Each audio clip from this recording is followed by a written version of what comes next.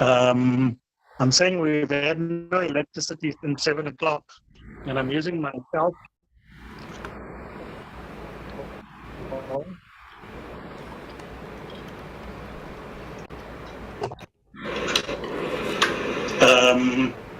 I'm saying we've had no electricity since 7 o'clock, and I'm using my cell phone.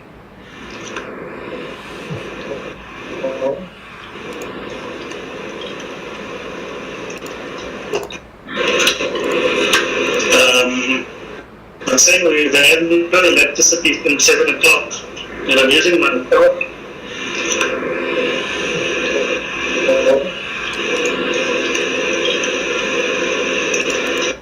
Hare Krishna Prabhu, Viren, we got your message 5 times.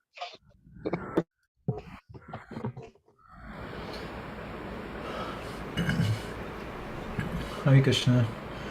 Can you hear me okay? Yes, Madhavananda Prabhu. Hare Krishna Madhavananda Prabhu. Our obeisances. Prabhupada. Nice to see everybody here today. It doesn't look like it's too cold now, huh? Hare Krishna Prabhu. Very well. Today isn't so today, bad. We're Prabhu. expecting cold front to come in next week, Prabhu. Nice and toasty warm here. Okay, why don't we go ahead and start then, and I'll just begin with a few prayers.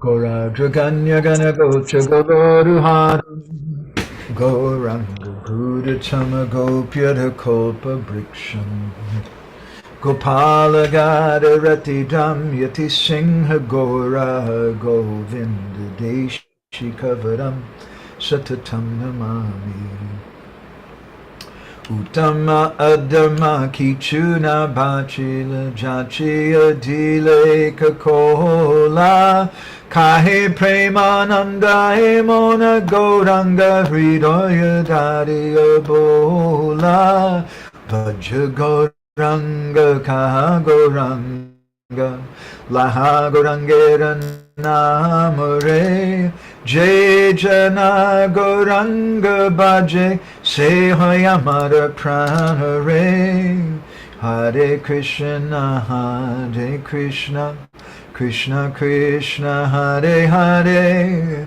Hare Rama Rama Rama Hare Hare Yashaiva Padambu Jabati Labhya Prema Bidana Parama Pumata Tasmai Jagan Mangala Mangalaya Chaitanya Chandraya Namo Namaste Chaitanya Chandraya Namo Namaste Chaitanya Chandraya Namo Namaste Madgavirapi Gopala Svikriyat Kripaya Jari Tadaiva Sambhaya Pidva Rishayustat Priya Janaha Shri Krishna Krishna Chaitanya Sasanatana Rupaka Gopala Raghunatha Brajabala Bapahimam Vancha Kopatarubhishcha Kripa Sindhubhya Evacha Patitanam Pavanebhyo Vaishnavebhyo Namo Namaha Jai Shri Krishna Chaitanya Prabhu Nityananda Shri Advaita Gadadhar Srivasadi Gaura Bhakta Brinda Hare Krishna Krishna Krishna Hare Hare Hare Rama Rama Rama Hare Hare Hare Krishna. So, see who else here tonight. My evening. A little earlier for everybody else here. Nice to see everybody, and I really appreciate you taking part. I hope everybody read through the chapter. This is a new chapter for Embankment of Separation. We're making an expanded version of it, which we also intend to make like a deluxe version with a lot of photos and paintings like the original printing. For those of you who may have seen that, this is the original, which is just full of different pictures and photos and like that. Very nice fancy thing. So this chapter, I wanted to add some further things to help further explain what our Guru Maharaj is speaking about, and I felt this chapter in particular was really, really very helpful. This was from a lecture that Guru Maharaj gave in Bhubaneswar in 1993, in September. And originally the lecture was called Nectar and Poison Combined.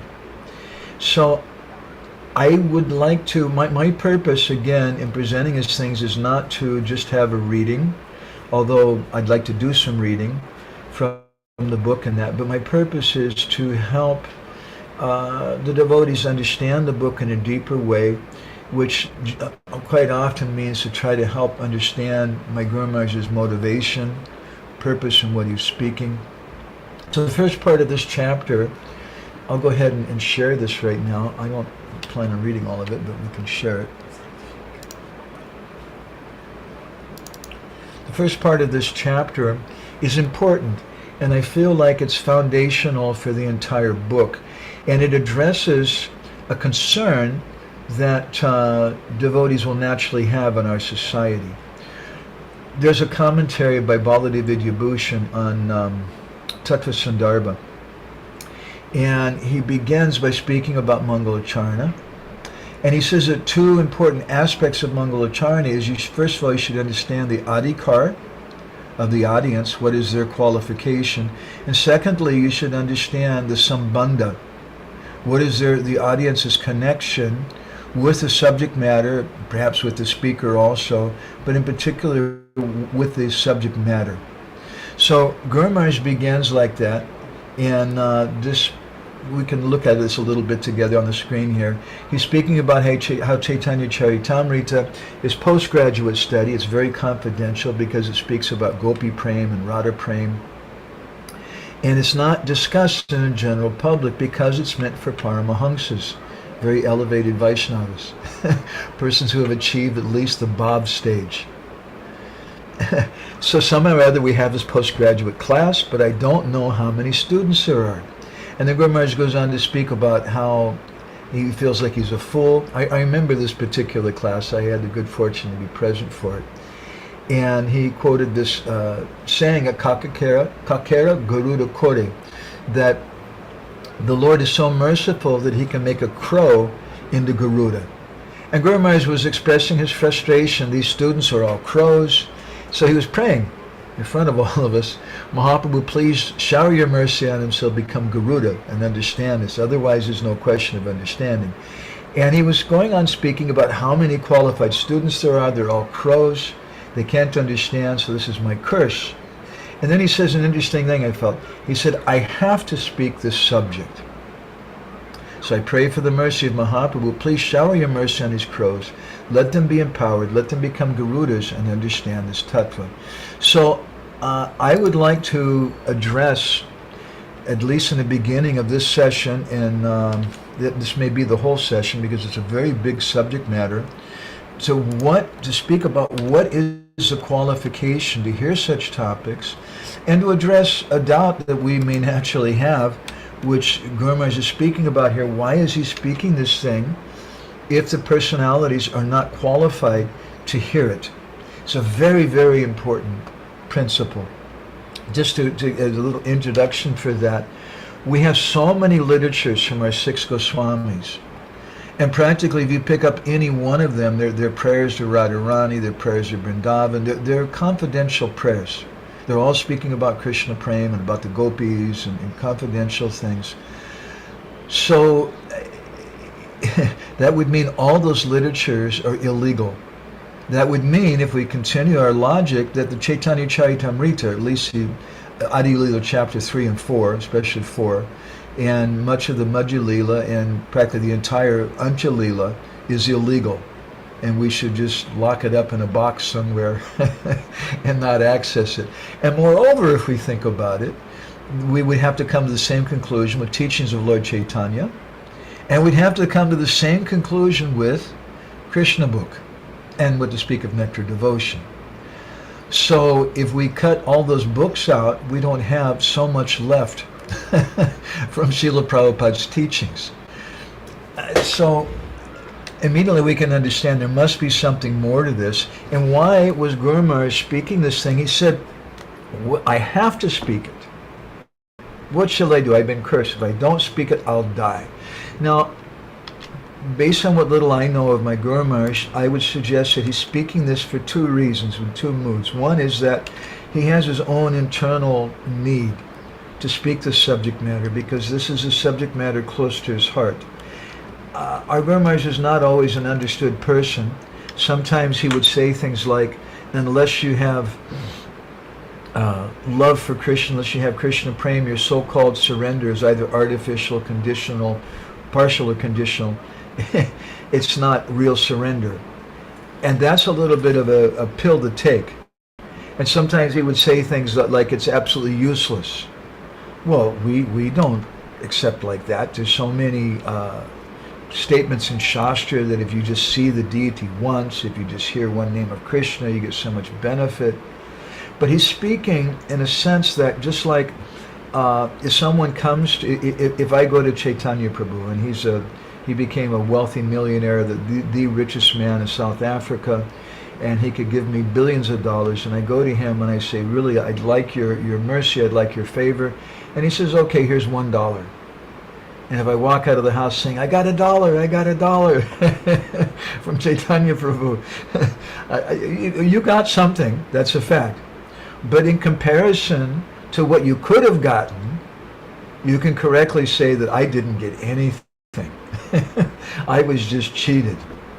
And indirectly then he's also teaching us that we shouldn't, we might say, put our spiritual life in cruise control, as we have in the car, and you just let the car drive by itself, and you just depend on some sukriti that I'm going to get. Rather, we have to have this lobha, as Rupa Goswami describes in Bhakti Rasamrita Sindhu, that mulyam ekalam, this is the one thing that we have to have, this lolya, this greed. Otherwise, we can't really progress. So he wants to encourage us like that, and he has his desire himself. And part of his desire, I would suggest, he expressed to me personally on several occasions. He once told us that he said we should work to help uphold the prestige of Srila Prabhupada's mission. And he said the best way to do that is to have nice Krishna Katha and nice Vaishnava dealings. On another occasion in New York City in 1994, I was alone with Guru Maharaj in a room, and he, 1993, and he began to speak to me about his mission, and he told me there's three things that are very important to me. One is that I feel great pain in my heart when I see the preachers falling down and going away. So the first thing is I want to preach to the preachers. The second thing is I feel so much pain in my heart when I hear devotees outside of ISKCON criticizing Srila Prabhupada and criticizing Srila Prabhupada's books and saying that Srila Prabhupada only gave ABC. He said, I want to show them that everything is in Prabhupada's books. And the third thing is I feel very unhappy with when I hear devotees saying that ISKCON, they only taught ABC, and if you want something higher, you have to go outside of ISKCON. And Guru Maharaj said, I want to make them mum. I want to show that everything is in ISKCON. And this was a very intense desire that he had. He told Satchidananda Maharaj in 1992, when he went to Germany, Maharaj asked him, why are you traveling? You're elderly, you have very poor physical health. And Guru Maharaj spoke like this. He said that I'm traveling because I want to give devotees something a little higher. So that's a little personal background from him. Now I'd like to contemplate a few other topics in this regard. How important it is to hear Rasa Katha. Now, one of the first places I'd like to begin is with the Tulsi prayers. These Tulsi prayers, that I've done a little bit of research on Srila Prabhupada's morning program, some very interesting aspects of it. And these Tulsi prayers are something I found very fascinating. Brindai, beginning with Brindai Tulsi Devai Priya Kesavasachai Krishna Bhakti Pradi Devi, that actually Prabhupada approved Krishna Bhakti in the first ISKCON songbook. And moreover, this verse, which I haven't yet found in Shastra, but I have found in many, many Bengali songbooks, Gaudiya Mutt songbooks and other songbooks, and even our ISKCON Bengali songbook, it always says Krishna Bhakti, which is our philosophy. And thirdly, I was curious where Srila Prabhupada had gotten this verse from and where he got these Tulsi prayers from. Because these Tulsi prayers, they're banned by different branches of the Gaudiya Mutt. To my knowledge, there's no Gaudiya Mutts who sing these prayers, Radha Krishna Seva Pabo E Babi Lasi, my desire is to obtain the service of Radha and Krishna, and Jai Tomara Sara Manaloy Tara Vancha Pornahoy, that you please grant my desire. Kripa Koti, what is that? Korotari Brindavana Basi, you give me residence in Vrindavan, and then if I have that residence, then you can fulfill my abhilas, my desire, which is bilas kunje diobas, that I can have a residence in the groves of Vrindavan. Well, that means Gopi Bhav. And then if I'm there, he says, Nayane Haribo Sada Yugala Rupa Rasi, that I'll be able to see all of the pastimes of Radha and Krishna, Sada, always I'll be able to see. So that gives us another clue, which leads us to the next verse in these Tulsi prayers, that it's not talking about the Sakhis, because the Sakhis can't always see Radha and Krishna's pastimes, but the Manjaris can. The maidservants of Radharani, they can see. So then where the next line says, E Nividanadaro, that I have this Nividan, this desire in my heart, Sakyar Anugata Koro. Please make me not just a Sakhi, but a Sakyar Anugata, a follower of the Sakhis, which means a Manjari. And Seva Adhikara Diye, you give me the Adhikar, the qualification for this, Koro Nija Dasi.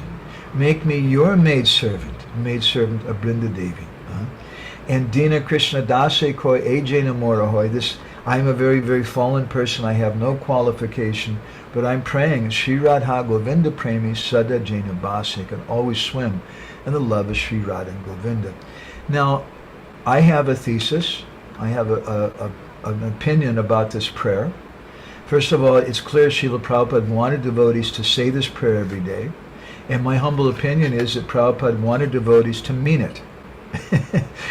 Not just say something from the lips, but actually feel it with their heart and really genuinely pray that. Now that's kind of a radical thing in some circles from the Gaudiya Mutt, believe it or not. Therefore, as I mentioned, these prayers are banned by some persons. I'd like to turn to a lecture from Srila Bhaktisiddhanta Saraswati Thakur. I'm kind of starting off with our discussion right now about, in a general way, why or how we can hear these things. And we're going to go to the other side in a minute here. As I said, I think this is a very important topic.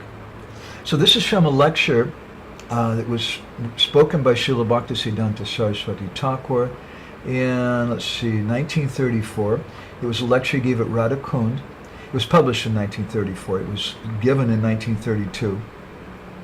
And it's an interesting lecture because prior to speaking this lecture, he'd been speaking about the Isopanishad, mostly in the Upanishads. And he's at Radhakund. He's a big personality. He created quite a stir when he came to Vrindavan because he came in a car, which sadhus just didn't do that, and he had a servant who came with a gun and dressed in Western clothes. It was extremely radical for the time. And I'm very confident that there must have been a lot of people come to hear from him. It's like a circus or something, everybody wants to see the show. They must have been wanting to come to hear from him. And then he starts speaking about the Upanishads. And that must have been quite a shock for a lot of the Babajis at Radhakund.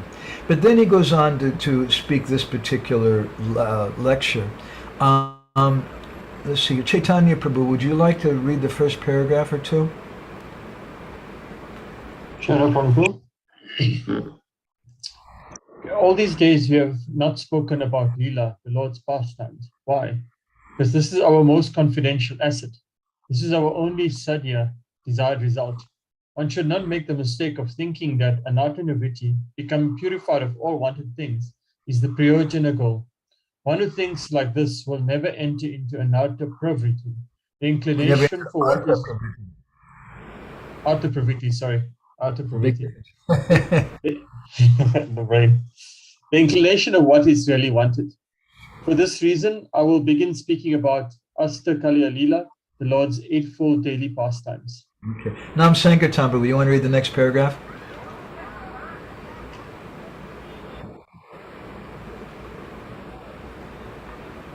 I know that you're not very ready to hear it, but we should know that such a transcendental idea exists within the realm of devotion.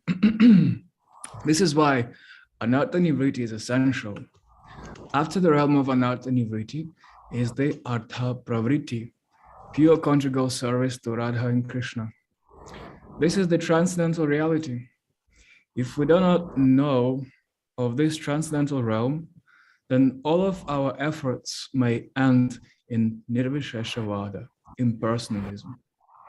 Do not let your days pass in trying only for anartha-nivritti. Artha-pravritti is also necessary. Anartha-nivritti is necessary until artha-pravritti has started. When artha-pravritti is present, then anartha-nivritti becomes unimportant. Artha-pravritti becomes prominent. Okay, very interesting and I think very relevant for us. Let me just gloss over a few points that he's making here. That we should hear, he says, we should know such a transcendental idea exists. This is such an important, and then he says that's why anartha-nivritti is essential. I could maybe try to comment on that, because as long as we have anarthas, means some unwanted thing, artha means something which is desired, anartha means something which is not desired, it means something that we're wanting, then how is it possible for us to understand this transcendental idea? Let's give a simpler example. In personal relationships, whether it's a friendship between two brahmacharis, a relationship between a teacher and student, or a relationship between a temple president and a devotee in the temple, or between a husband and wife, if one person is very selfish to the point where they can't hear the voice of the other person, we find that very annoying and practically disturbing. And you can't understand that person. If you get married and you're just thinking about how beautiful, you're a guy, but you're thinking about how beautiful your hair is and how nice you dress, and you just want your wife to be very impressed with that, and how you're giving great classes and leading fantastic kirtans and whatever, and the whole world's about me, me, me, your wife will definitely become very frustrated. Anyone will become very frustrated. So to put that in a transcendental kind of way, we need to know that such a transcendental idea exists. And that's why anartha-nivritti is essential, because we can't even begin to conceive it until we come to the point of anartha-nivritti, to some extent or another. Therefore, up until that point, we may have some, what Bhaktivinoda Thakur called in Chaitanya Charitamrita, bhakti unmukhi sukriti. We're practicing bhakti, but Bhaktivinoda Thakur says it's not actually bhakti, it's more like some sukriti, because we're not taking shelter of a person that we're hearing from. And this is a very foundational principle that my Guru Maharaj is speaking about, that we should understand in Embankment of Separation. Embankment of Separation was spoken for the purpose of helping to serve Srila Prabhupada's mission, and showing that we have everything in ISKCON to give something in this society so that devotees feel like they don't have to go outside, to show that everything is in Prabhupada's books, and to help keep the preachers strong. This was Guru Maharaj's desire. But it's a fact that if we don't have adhikar to hear, then it's going to be very difficult for us. We want to hear. In the Chaitanya Charitamrita, in the Madhya Lila Chaitanya Mahaprabhu, he asked Ramananda Roy, this is Madhya Lila chapter 8. Let me put this on the screen too.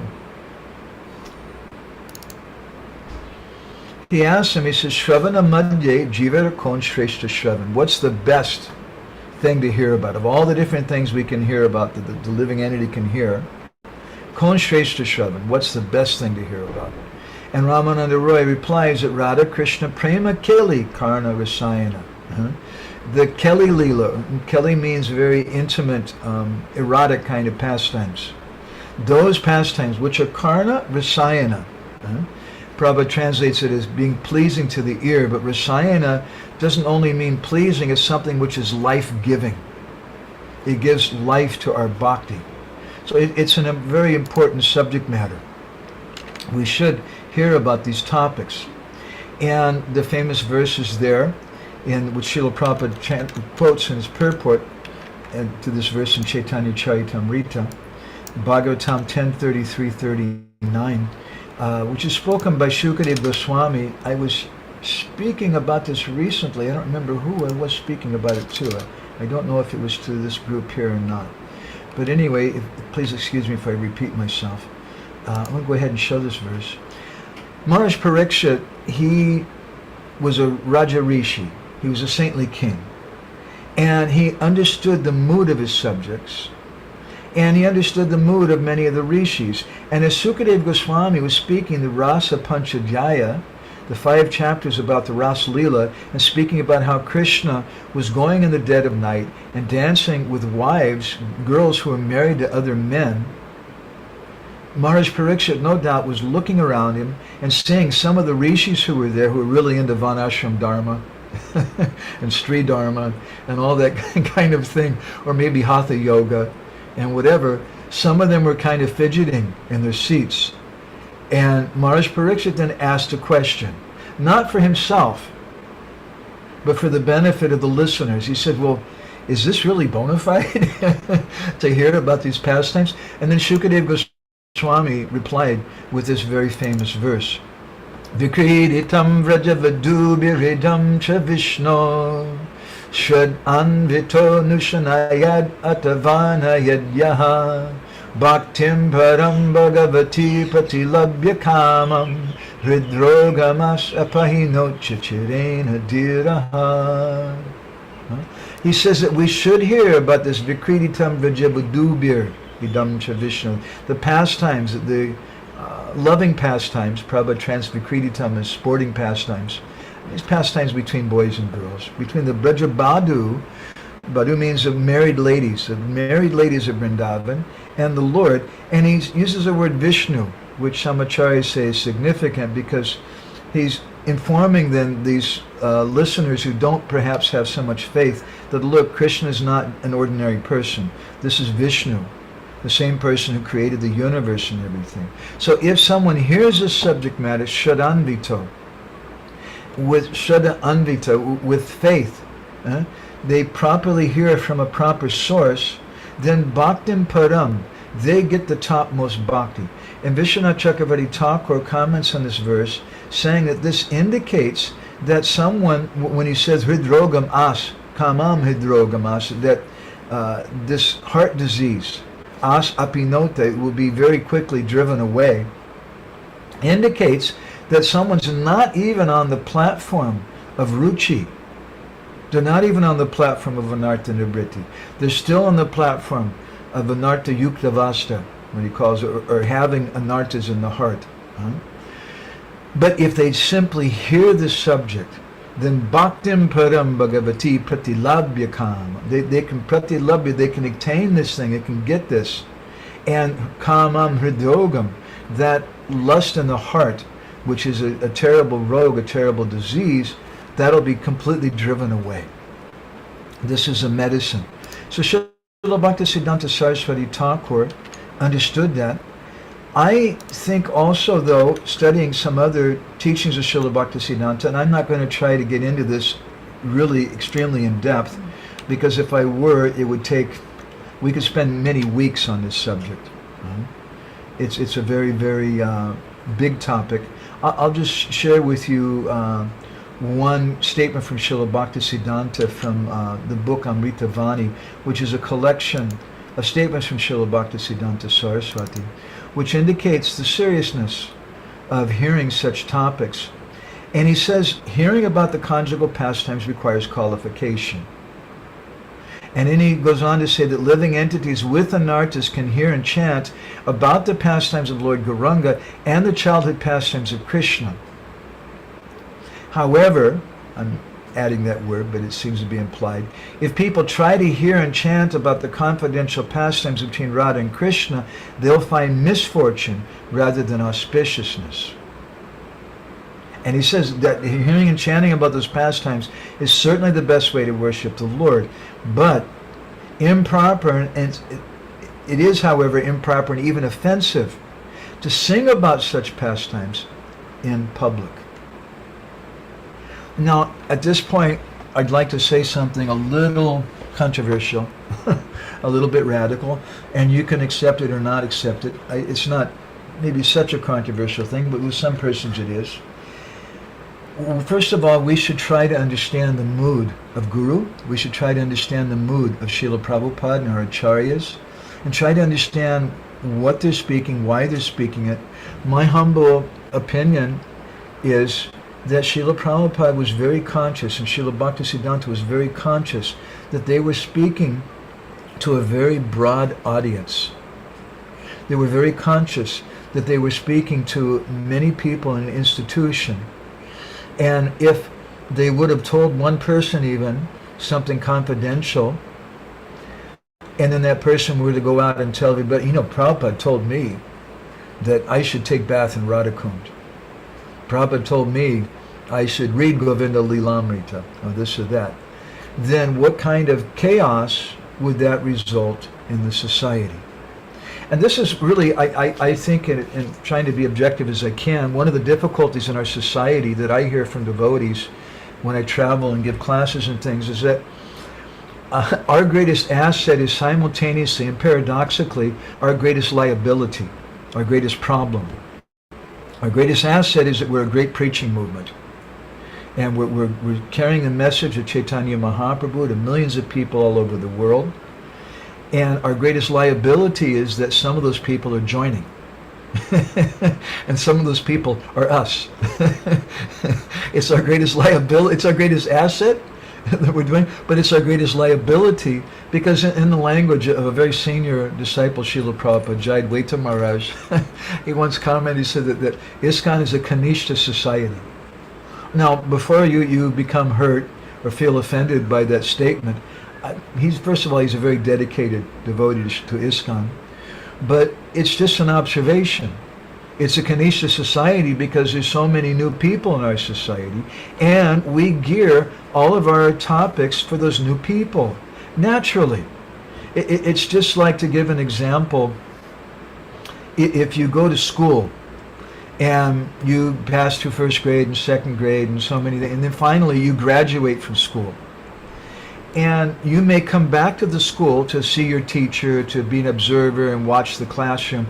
Now you've graduated from the university, but you've come back to school and you see the classroom, they're teaching first grade subjects. Now you may walk into the classroom and you may say, this is nonsense. You should speak about the college subjects. You're all just getting something lower, and you may feel proud that, well, I know this higher subjects, and you may try to start speaking it, but if you do, it's very, very inappropriate.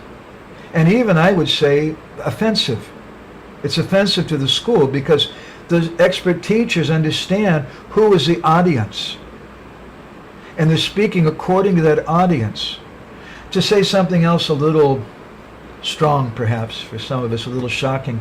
Once one devotee approached my Guru Maharaj, and he just frankly revealed his heart. And he said, Maharaj, I just can't live in the temple anymore. It's just driving me crazy. And Guru Maharaj responded, he looked at him with compassion, and he told him, Are Baba, how long will you go on living in kindergarten? Now that sounds a little bit derisive, a little bit like a put down perhaps of ISKCON, but I don't think it is. You look at my Guru Maharaj's life, he's traveling and preaching, giving everything he had to Prabhupada's mission, and preaching to new people. He made so many thousands of devotees, by tens of thousands of devotees here in Orissa, and preached all over the world to new people also. But he's saying that it's like kindergarten. I see that in the sense of teaching, that our Krishna conscious movement is like a school. And if we look at it with that perspective, I think personally it'll help us to understand my Guru Maharaj's point in the beginning of this third chapter, which is a very foundational point for this book. And I would suggest even, I think, is a very, very healthy thing for every serious devotee within our society to understand. Because if you want to serve Srila Prabhupada's mission and you don't understand something about this point, many devotees become discouraged. And they say things like, Prabhu, I just can't go to the Bhagavatam class anymore because it's just so simplistic. But it's simplistic because that's the purpose of the temple. It's like kindergarten. And we should respect that. We should respect that was Srila Prabhupada's desire. And Srila Prabhupada, when he gave classes in the temple, to new people and Sunday programs or something, Prabhupada would speak about you're not your body and four regulated principles and vegetarianism and simple things. But when Prabhupada spoke about nectar of devotion in Vrindavan in 1972 with an intimate group of his disciples, those talks are very, very different. So we should respect, we should become mature, and first of all understand that this movement is not just for my pleasure, but this movement is meant for the pleasure of Prabhupada and Chaitanya Mahaprabhu, who want to preach to everyone. And this is a function of our temples. But at the same time, as my Guru Maharaj told this devotee in a compassionate way, how long will you live in kindergarten? The nature of school is you graduate. I mean, who wants to stay in school forever and ever? For those of you who have some higher education or even lower education, in every school there's bullies, in every school there's some politics, in every school there's scandals, and it turns out such and such teacher was doing something terrible with the children or this or that. Every school has things like that. Who wants to stay in a situation like that forever and ever? So generally, the general thing is people graduate. When they graduate, they go on and they have a real life. They have jobs and they apply what they've gotten from school in their personal lives. And if they're a person with dignity, then they always remember what we call in America, or I think it's Latin, their alma mater, the school where they were trained in. And they'll go back for reunions, they give donations to the school, that they want to help the school in whatever way they can, but it doesn't mean they're living in the school itself. Now, of course, there are some students who will go on to become teachers in the school, and they'll stay. And some other students will go on to become administrators in the school. And they're in another kind of category also. My humble suggestion is if we look at ISKCON in that light, and perhaps another way to help us see that is to understand the difference between ISKCON, the institution, the preaching mission, and the Hare Krishna movement. And there's a difference. The Hare Krishna movement, Prabhupada said we can have communities and people can live in our communities who are not vegetarian, who are not following regulated principles, if they can be of some help to the community. They're friendly people, they like the devotees. But in our temples, we have a strict standard, because the temples are for training devotees, for training new people, for preaching, for deity worship, and there has to be a strict standard there. But the Hare Krishna movement means people like Boy George and George Harrison, who let's not ask how many regulated principles those two fellows are following, or followed, whatever. It's not expected, but they're great friends of the Hare Krishna movement. They're part of the Hare Krishna movement. They're important parts of it. And we expect that this Hare Krishna movement will spread all over and everybody's going to take it up. We want that. But ISKCON has a particular function within that. That is my humble perspective, hearing from my Guru Maharaj. And it has a lot to do with this chapter, which is foundational, the beginning of this chapter, which is foundational, I think, for this book. that we should understand what is qualification. So Srila Bhaktisiddhanta goes on here. I'll reiterate what he said. Hearing and chanting about Radha Krishna's confidential pastimes is certainly the best way to worship the Lord, but it's improper and even offensive to sing about such pastimes in public. And the same way in our society. Hello. It's improper and even offensive to go and take some of these subject matters because people can't understand it. I remember, I mentioned, I think in one of our previous sessions, when we printed the second chapter, the chapter we just went through, about Krishna's taking sannyas and becoming a beggar of Radharani's prem. I think I mentioned how we printed that some years ago in our Krishna Katamrita Bindu magazine. And we printed it, and shortly after I got an email from one of our readers asking me to unsubscribe. He was very, very disturbed. He said, "This is too high. I can't be reading this." He was very, very disturbed in the mind about it. So I complied with him. There are some devotees who are very, very afraid about those subject matters, and we should respect that. And in retrospect, maybe that wasn't the best thing for us to print. I might print it again even. But I should understand that there's going to be some people who will be disturbed by it. I'll print it because Krishnadas Kaviraj Goswami, in the beginning of Chaitanya Charitamrita, I think it's in Adi Lila chapter 3, maybe in 4. I don't remember the verses, but he describes that what I want to speak is something very high. And I'm concerned that unqualified people may hear what I have to say. He said, but then I think about the subject matter and I'm peaceful because they're not going to understand it anyway. The subject matter protects itself. So Srila Bhaktisiddhanta here is speaking about how we shouldn't sing about such pastimes in public. Now, what does that mean? Does that mean that you shouldn't be walking down the street and humming a song to yourself or singing a song from Narottam Das Thakur's Prem Bhakti Chandrika, which speaks about Manjari Bhav or something like that, and that's a big offensive thing? I don't think it's meant to be taken literally in that way, although partially literally perhaps. But when we sing about something, it means to broadcast or speak about it in a broad way in public. And they're to substantiate that, in his next sentence, Srila Bhaktisiddhanta said, a person wishing to attain auspiciousness must obey these words from the Mahajanas. And then he quotes Narottam Das Thakur's Prem Bhakti Chandrika, Pana bhajana kata na kahibe jata tata. This, by the way, Srila Bhaktisiddhanta quoted this quite often, a very beautiful verse.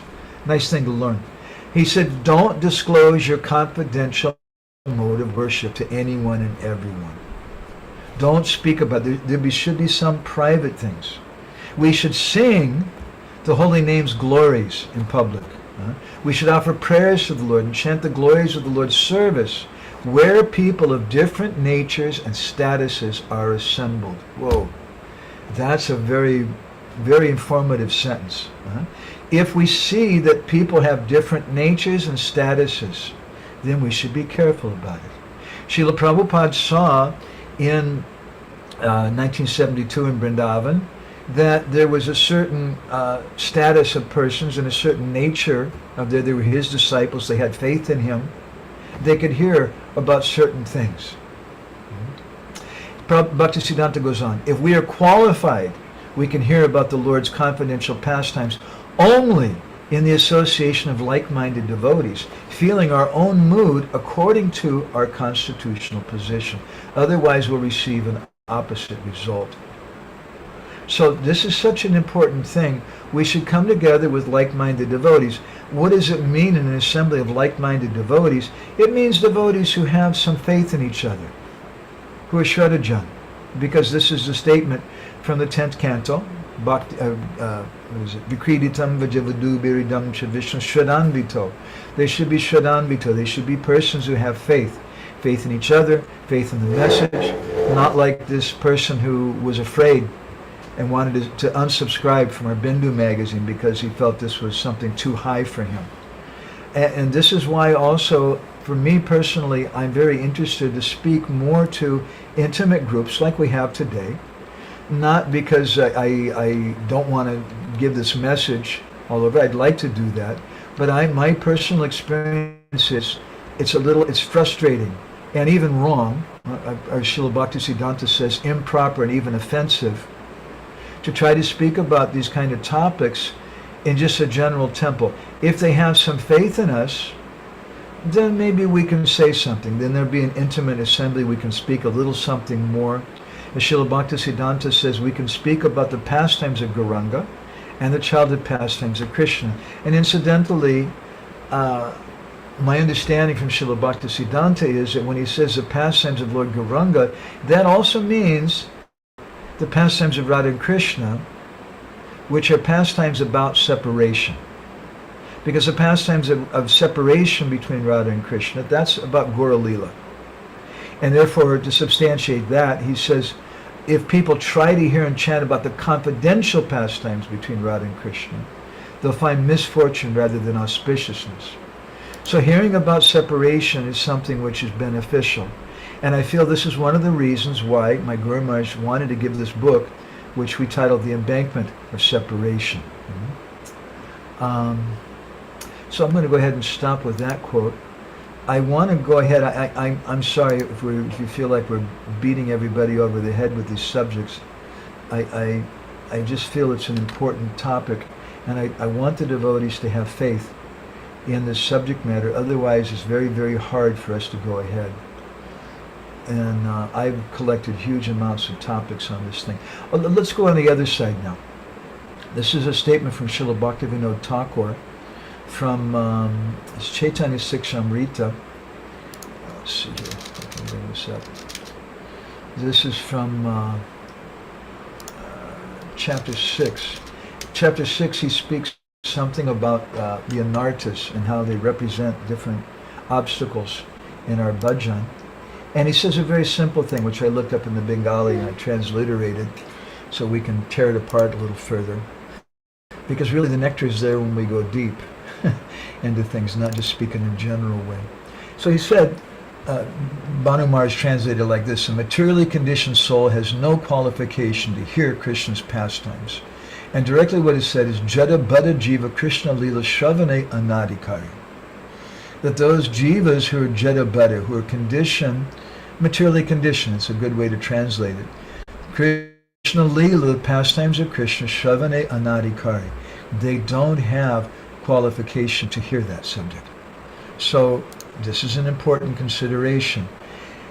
It's something that Bhaktivinoda Thakur, again, is stating publicly, and Srila Bhaktisiddhanta Saraswati also was stating in public.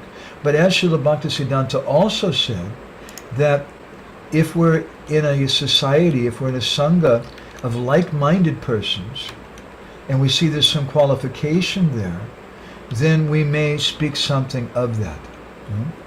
Let's go again from another thing from Bhaktivinoda Thakur. This is from the book Prema Pradeep. I didn't look this up in the Bengali, it's a little hard.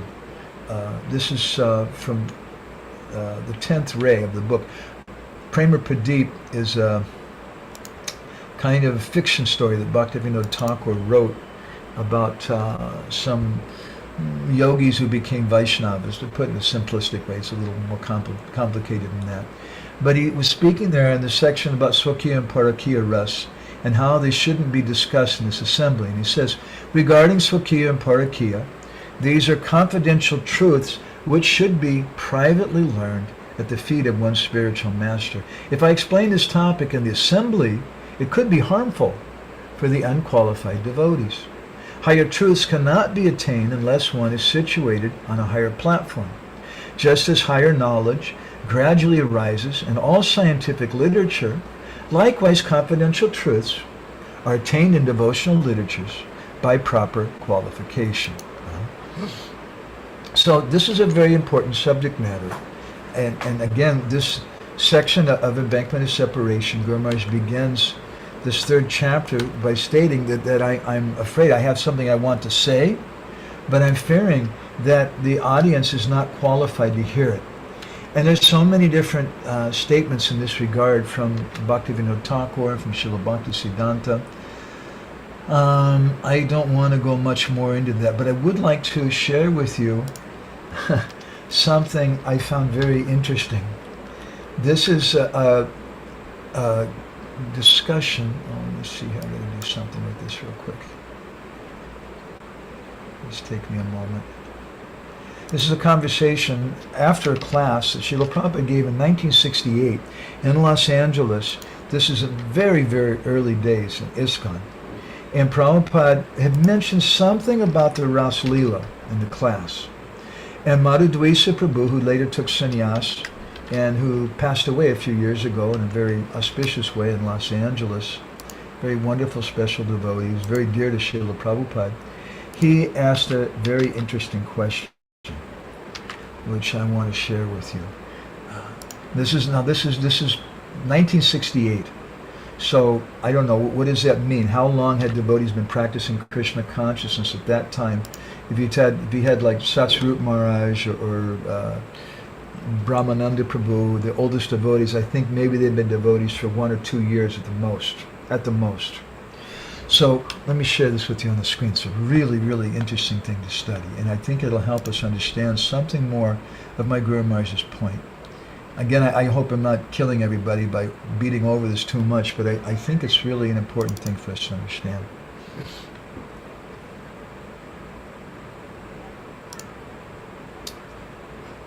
So Madhudvisa, he asked, he said, Prabhupada, could you tell us something about the Rasulillah?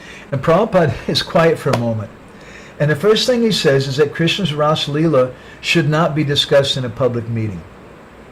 It's most confidential. And he went on to describe how Mahaprabhu didn't speak about these things, but he says he wasn't discussing it with the members of the Panchatattva, to speak of other persons.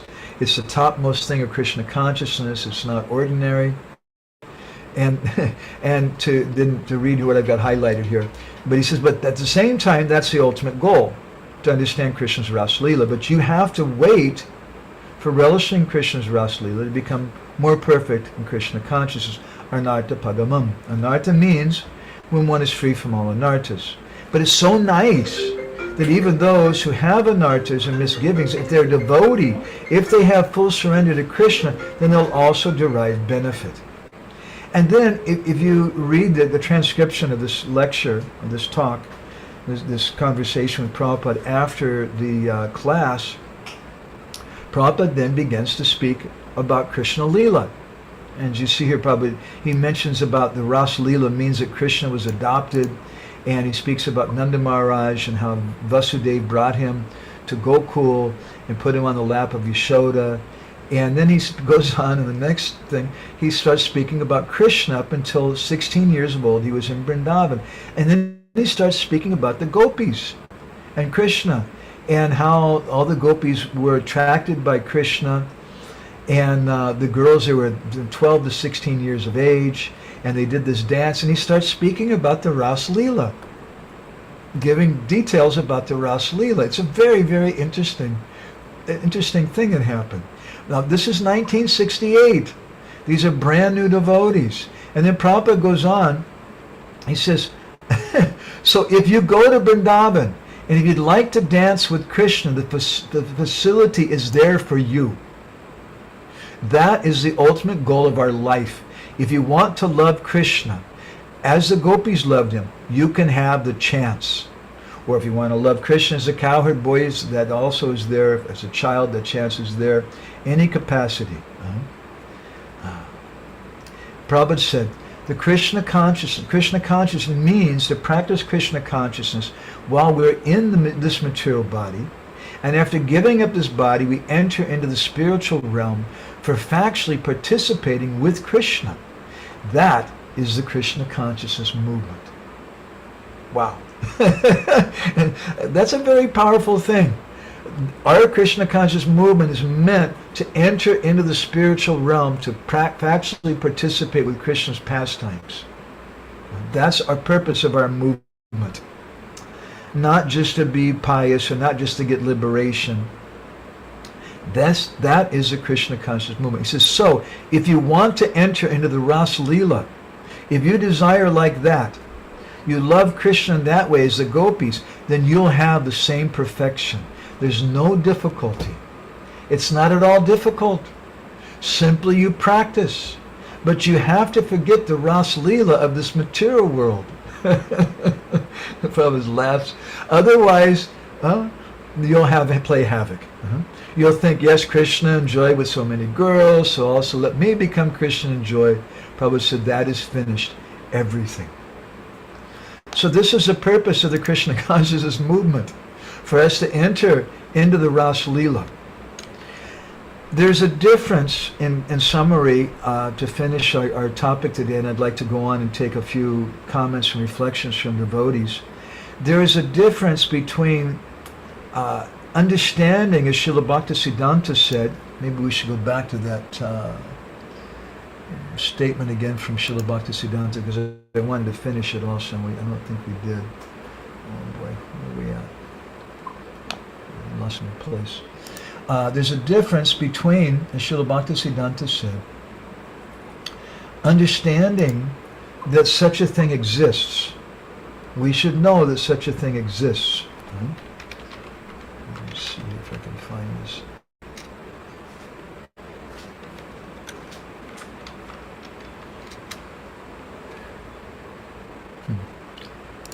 Okay.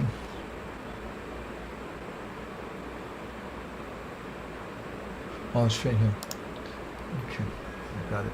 Yeah. There's a difference between understanding that it exists so that we can know what is our real goal. There's a difference between understanding what is our goal and practicing that.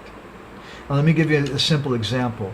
When you enter into school and you start studying mathematics, you're a first grade student, and you don't understand things very much in depth at all, but the teacher may say something to you about algebra and trigonometry and geometry, even though you're just beginning to understand arithmetic and whatever, not because you should be trying to understand those subjects yet, but to give you some grasp, some concept that there's a long, long way to go. And even if I master 1 + 1 is 2, trigonometry and algebra and so many things are there, and I can't really understand what he's saying, but I understand the general concept. I have that goal. Because if we don't have that goal, then how will we progress? So there's a vast difference between just understanding that the goal is there, and especially hearing that from someone we have faith in a proper atmosphere of persons. There's a vast difference between that and practicing something for which we don't have qualification. I'd like to go over now the last, one more paragraph, not the last, but one more paragraph of this talk Srila Bhaktisiddhanta gave at Radhakund. He says, those who have chanted Harinam for 15 or 20 years should know such things. Right? This was my Guru Maharaj's mood, exactly his mood. People who have been chanting for 15 or 20 years, they should know such things. The beginners need not hear these topics, as they will misunderstand. These topics are for certain audiences, not for all.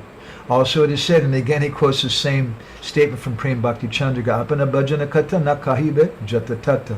One should not indiscriminately reveal one's bhajan, mood, and practice of worship to others. So we should understand the subject matter, and as Srila Bhaktisiddhanta was saying in the previous quote we were reading from, we should try to do so with qualified people in a proper environment. So this was a desire of my Guru Maharaj, and I spent this whole session just cutting weeds and trying to help us understand this one point. Please forgive me, it's just a small point in the chapter, but it's a very important point. And it's a point which my Guru Maharaj's disciples, he heard from him quite a bit in other different ways.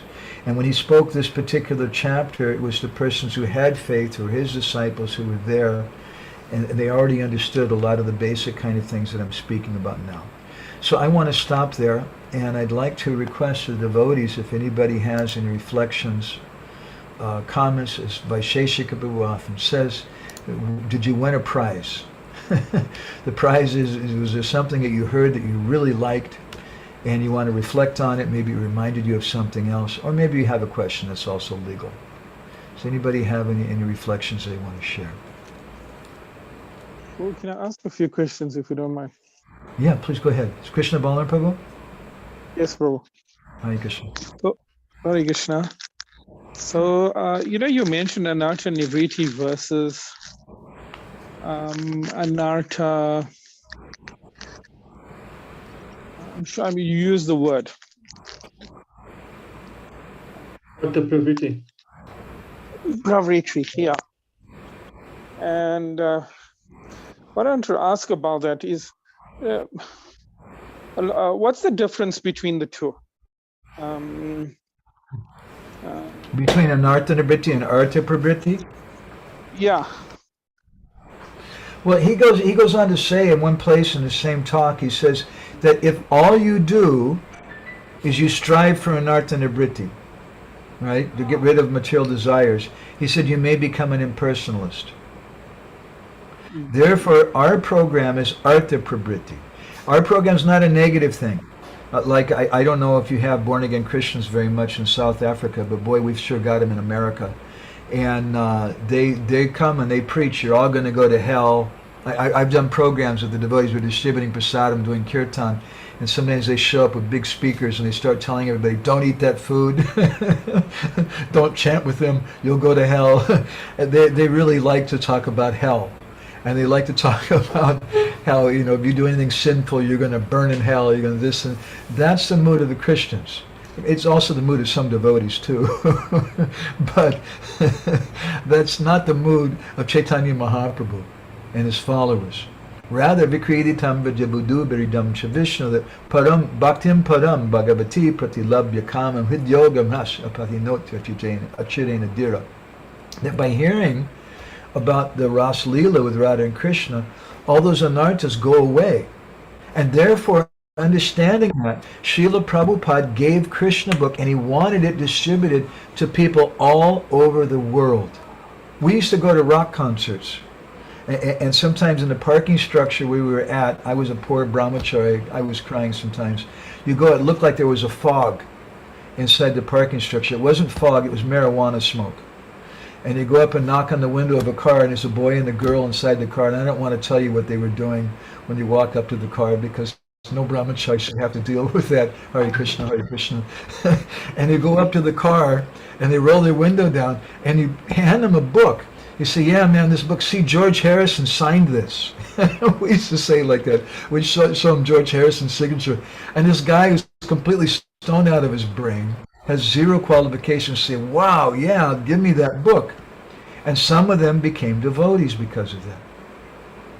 So it doesn't mean that he's qualified to hear about Radha Krishna's pastimes. But the book is going to help them in some way. And if it can help those new people, it can also help us. We're not brand new people. We've been around for 10, 15 more years. And we should begin to know about these things. If we don't know about these things, then we may just go for anartha nivriti. And we may become like yogis or impersonalists. So rather, our program is, we want to hear Krishna Katha, but we want to hear it from the right source. We want to hear Krishna book. And Srila Prabhupada gave Rasa Panchadhyaya, but he packed it full of comments and things so people could understand again and again, over and over again, stressing that Krishna is transcendental and we shouldn't look at it in a material way. So if we hear that, if we read that from Srila Prabhupada, there's some protection there. And even better yet, if we can hear it from someone we have faith in, rendering service to, which is a whole nother second part of the subject matter, which I haven't gotten into. And I'm a little fearful because that would be a whole nother session just by itself, and we're still on the first couple paragraphs. But what is the qualification to hear? What is Shravana Adhikar? Who can actually hear properly? And it's not just by reading a book. It's not just by walking into the temple and hearing a Sunday feast lecture. But to gloss over it very quickly, Ramanujacharya in his Gita Bhashya commentary, he says there's three elements to Shravana Adhikar, or qualification to hear: Pranipat, Pariprashna, and Seva. Pranipat, we have to surrender ourselves before the subject matter and before the speaker. Pariprashna, we should reveal our doubts, we should inquire about the subject matter that we're hearing. And seva, we should serve the speaker and the subject matter.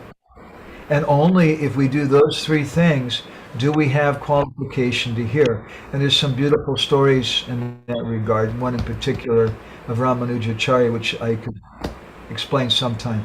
But this is a topic that my Guru Maharaj stressed quite often also. And I think from a social, historical perspective in our society, it's an interesting phenomenon because Srila Prabhupada, out of necessity, was unable to spend lots of intimate time with most of his disciples. He was managing a worldwide movement. He was constantly traveling and preaching out of necessity. He was doing what Chaitanya Mahaprabhu wanted him to do. But he wasn't able to spend a lot of intimate time and speaking about things like nectar devotion, speaking about things like nectar of instruction, which speaks about Raganuga Bhakti and worship of Radha Krishna and Vrindavan and Radha Kund and so many things. Prabhupada gave us those books. It seems very reasonable to expect that Prabhupada might speak on them, but he didn't have time. I would suggest, it's my humble, maybe a little controversial, but that's my humble perspective, Prabhupada didn't have time for that. But my Guru Maharaj saw that now things have changed, that emergency era is more or less over. Of course, there's still an emergency until everybody becomes Krishna conscious. But that time when Prabhupada was practically the only preacher, the main preacher, or maybe he had a dozen or something sannyasi preachers who were going around spreading the movement, and they were also young men, a lot of whom were falling down. That sense of urgency is not the same as it is today. Today we're a very established movement, and devotees are staying in one place and they have faith in persons. So if we have the proper association with the proper mood, the persons who have some qualification, we should hear these things. So that's my long explanation, Krishna Balaram Prabhu. Is that helpful? Yes, Prabhu, thank you very much.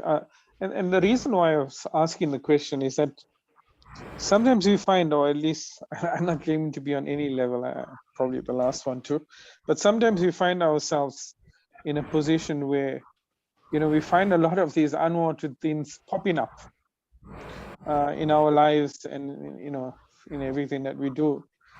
And it also affects maybe sometimes our own sadhana, and our own practices. But the question is, it's there, and how do you manage all of that? And that's why I'm really intrigued by this topic. It's introducing almost. We have a system for managing it, and we should understand this very deeply, what our system is. And first of all, what our system is not. We're not yogis. We're not here to practice hatha yoga and try to control our senses and do this and that. Our purpose is to come together and hear and chant about Krishna, to do Krishna Kirtan, and to hear Krishna book, to hear about Krishna's pastimes. And by hearing about those pastimes, Bhaktim Param Bhagavati Patilabhyakamam Hridyogamas Apahinotya Cherena Dira.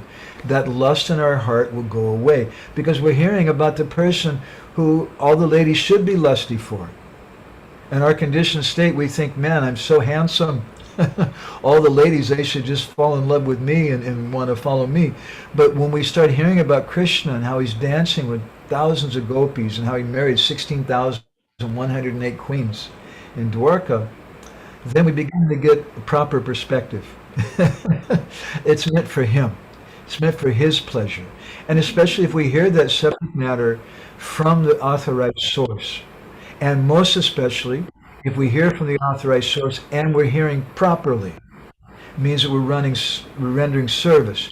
There's a story I wanted to tell you. I'm not going to take time, but I'm going to just gloss over it very quickly. One of the Ramanujacharya's leading disciples, and it was named Quresh, and he was a great, great Sanskrit scholar and one of the most learned people in Shastra in South India. And one day he came to his Guru Maharaj with an interesting question. He said, Guru Maharaj, what is the meaning of the Sarva Dharma Parityaga verse in the 18th chapter of the Bhagavad Gita? Now that verse we consider to be very basic, perhaps, very common, and we might be a little taken aback and surprised that he would ask such a question because, especially in our age, we're used to Google. I just Google a question and the answer comes right up. And why would I go to someone and ask them such a thing? But Quresh asked, and what is the deep meaning of this verse? And Ramanuja told him that if for 1 year you beg alms and you don't know where, you don't stay in one place, I'll explain this to you after 1 year. And Quresh was quiet for a moment. He said, Guru Maharaj, I don't know if I'm going to live for a year. Please, you got to give me a short path to get the end. So Ramanuja said, okay, if you go for 1 month without a fixed residence and just begging alms every day and you don't know where you're going to get your food, you do like that. After that month, you come back to me and I'll explain. And so then Quresh did that, and Ramanuja explained the verse to him. The point of the story being that we take it for granted sometimes that the subject matters that we're hearing about are informational, but they're not informational. Krishna describes that in the Gita. He says that Raja Vidya, it's not just Vidya, but it's Raja Vidya, the topmost knowledge. It's Rajaguyam, the most confidential. And what is the nature of it? Pratyak Sabagamam Dharmyam Susukam Kartamavyam. It's meant to be practically realized. That's our purpose, and therefore we have great acharyas like Gaurkishore Babaji who couldn't read Sanskrit and who weren't famous as being scholarly persons, but he could see Krishna and talk with Krishna. That's pratyaksha, and that's real knowledge. So that's our purpose, and we have all these written books and things which some people won't be able to take advantage of because they're blind or because they can't read. But still, they can become a premi bhakta if they serve Krishna's devotee and they hear properly. Does that help a little more, Krishna Balaram? Yes, bro. Loving it. Thank you so much. Thank you. Appreciate that. And you always Can I have... ask one? Yeah. Can I ask one last question? Sure. So in the example that you've given, the kindergarten and the point that you made about Jayadvaita Maharaj, just a question in regards to that, right? So although the listening part and getting the knowledge in the Sunday classes or whatever it is at a certain level, and sometimes we might regard it as Kanishta in some ways. What about those that are on the other side of it? The preaching, the advocating, the putting the programs together, etc. On what level are they, and can you explain the difference and how the whole picture fits? Thanks, bro. Well, in the analogy that I gave, which is only an analogy, and analogies are not always perfect to convey an idea, but in the analogy that I expressed, I would consider them to be teachers in the school who've already graduated. In other words, they already know the subject matter themselves. They understand you're not your body. They probably have a Bhakti Shastri degree or something, and they know Bhagavad Gita. But they're organizing the program because our temple is focused around this thing of helping new people. And when we say that it's a Kanishta society, it doesn't mean that everybody's a Kanishta in the society. It doesn't mean that the purpose of the society is Kanishta.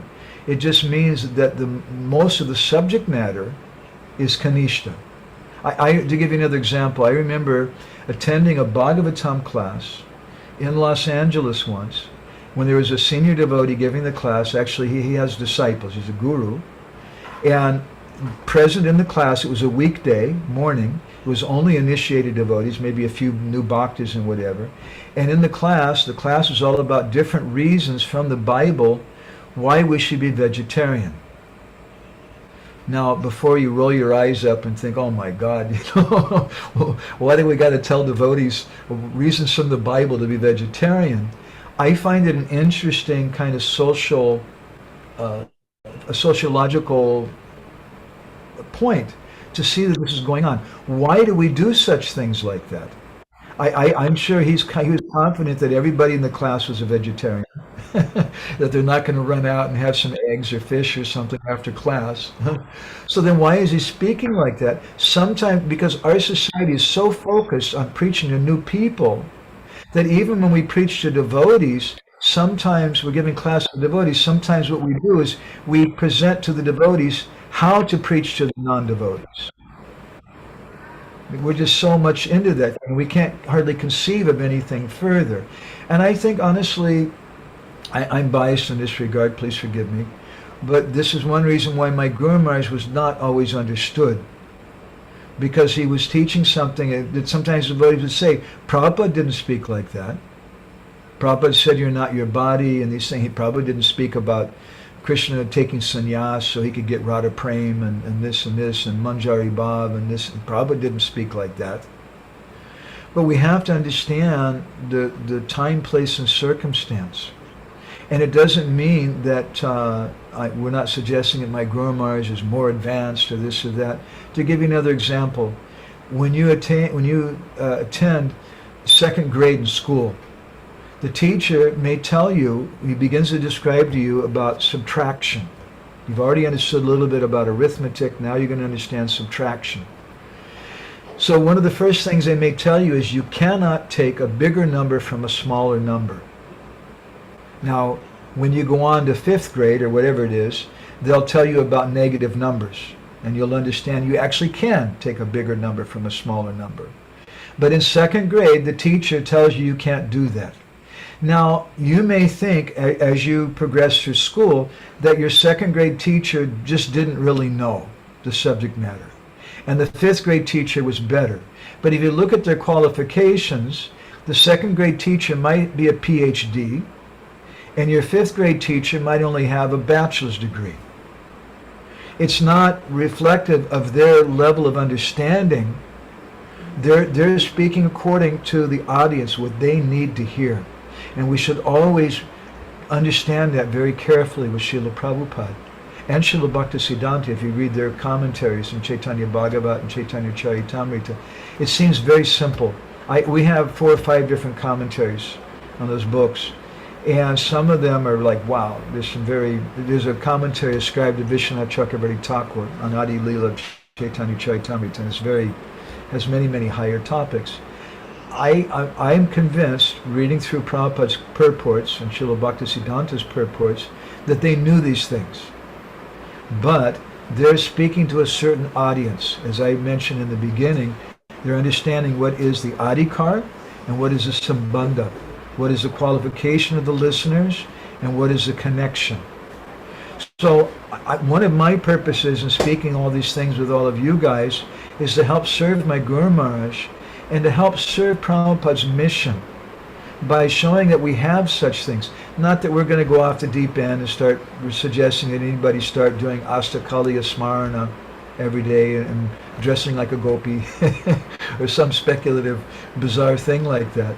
But just that we should know, as Srila Bhaktisiddhanta said, that such things exist.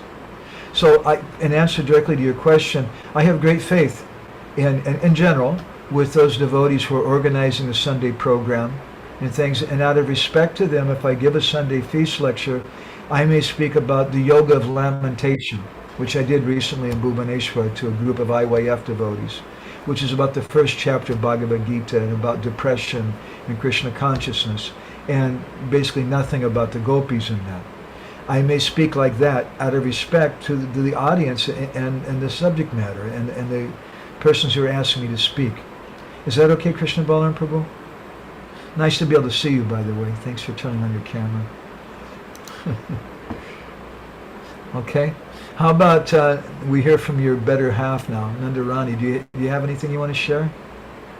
Anything that you won today? I spent 20 minutes with Krishna Balaram's questions. Good questions. I was also learning Hare Krishna Prabhu from Krishna Balaram Prabhu's questions. I thought that the entire class was really wonderful, especially the distinctions that you made between a more preaching type of approach and exactly everything that you were mentioning too in response to Krishna Balaram's questions right now. And I actually was thinking that, remember, I think last week I mentioned that at some point in our Krishna consciousness, we thought that maybe, it was the wrong thing to go down this road of discussing these topics. And obviously it has to be handled with very great care and taught by somebody who knows what they're talking about. But it's really, again, bringing about that transformation in my mind. And also, just to go on from where Krishnamam was saying, it does feel at times that one is running dry. Um, and I always attribute that to just contact with material nature as well. Because I mean, really, we go out into the material world, and my sadhana personally is not the best. So I just feel like, because all the duties and things that we have, that it kind of erodes some of my enthusiasm, or however, I don't know how to put it, but it does feel as though at times, I'm just running dry. And I wonder, is that really because I am not going deeper, or is it that maybe I'm focusing so much on those aspects which are more preaching focused and not nourishing myself? I don't know. I'm confused, Prabhu. I just would like your guidance. Well, first of all, let me say something a little unpalatable, that our perspective of what we hear is just based on our senses, which are the same things which bind us to this material world. And we're perceiving Krishna book, we're perceiving all these things through our senses, and many times either one of two things happens, I see. One thing is that if we hear the same subject matter over and over again, because we're hearing it through our material senses, it becomes dry. And we think, oh no, oh my God, it's another Sunday feast lecture about vegetarianism. Please give me a break. We think something like that. And we're tired of it. Like you say, we're running dry. But on the other hand, sometimes we have some attraction for hearing Krishna book or this or that. Sometimes, if we really honestly ask ourselves, what is our attraction for hearing that Krishna book or the pastimes of Krishna, again, it's our mundane senses. And it just sounds very entertaining and very sweet and quaint and like that. So really, to answer your question, I would say it's not that one is bad or the other is good, or these subject matters, but what's needed is we need to be under the guidance of expert Vaishnavas who understand our position, who understand what medicine is required for us at that particular time. And for a lot of us, in the beginning, you have to take strong medicine because you have a heavy fever. And for us, that's medicine about sex life, medicine about you're not your body and things like that. As the patient begins to get better, you may give them the same medicine, but you start making it less strong. And you start adding another medicine, which may be sweeter. So as we're going along, we're progressing a little bit. Progressing means adosha tata sadhu sangha tata bhajana kriya, means we're developing some faith in the sadhu, faith in the subject matter, sharanvito.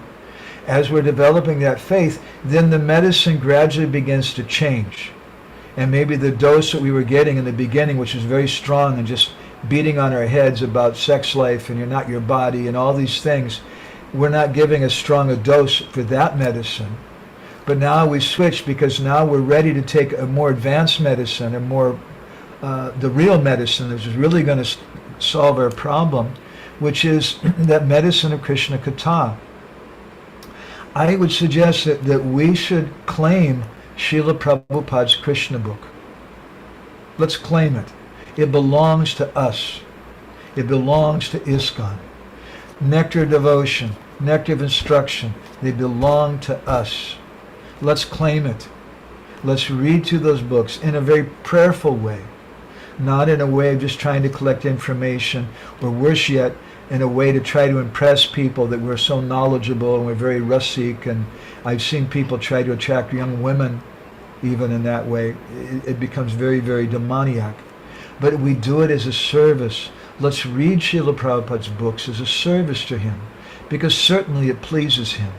If we've been devotees for 10, 15, 20 years and we still haven't read all of Nectar of Devotion, we still haven't read all the teachings of Lord Chaitanya, we still haven't read the entire Chaitanya Charitamrita or Krishna book, and we're not reading it on a regular basis, how is that pleasing to Srila Prabhupada? We should read it as a service for him in a prayerful way, not in a rushed way to imagine and speculate, which is a problem that young devotees sometimes have. And therefore Srila Bhaktisiddhanta said that for those of you who've been chanting for 12 or 15 years, you should know these things. And these are not subject matters for brand new devotees. Is that okay, Nandarani? Yes, Prabhu. Thank you so much.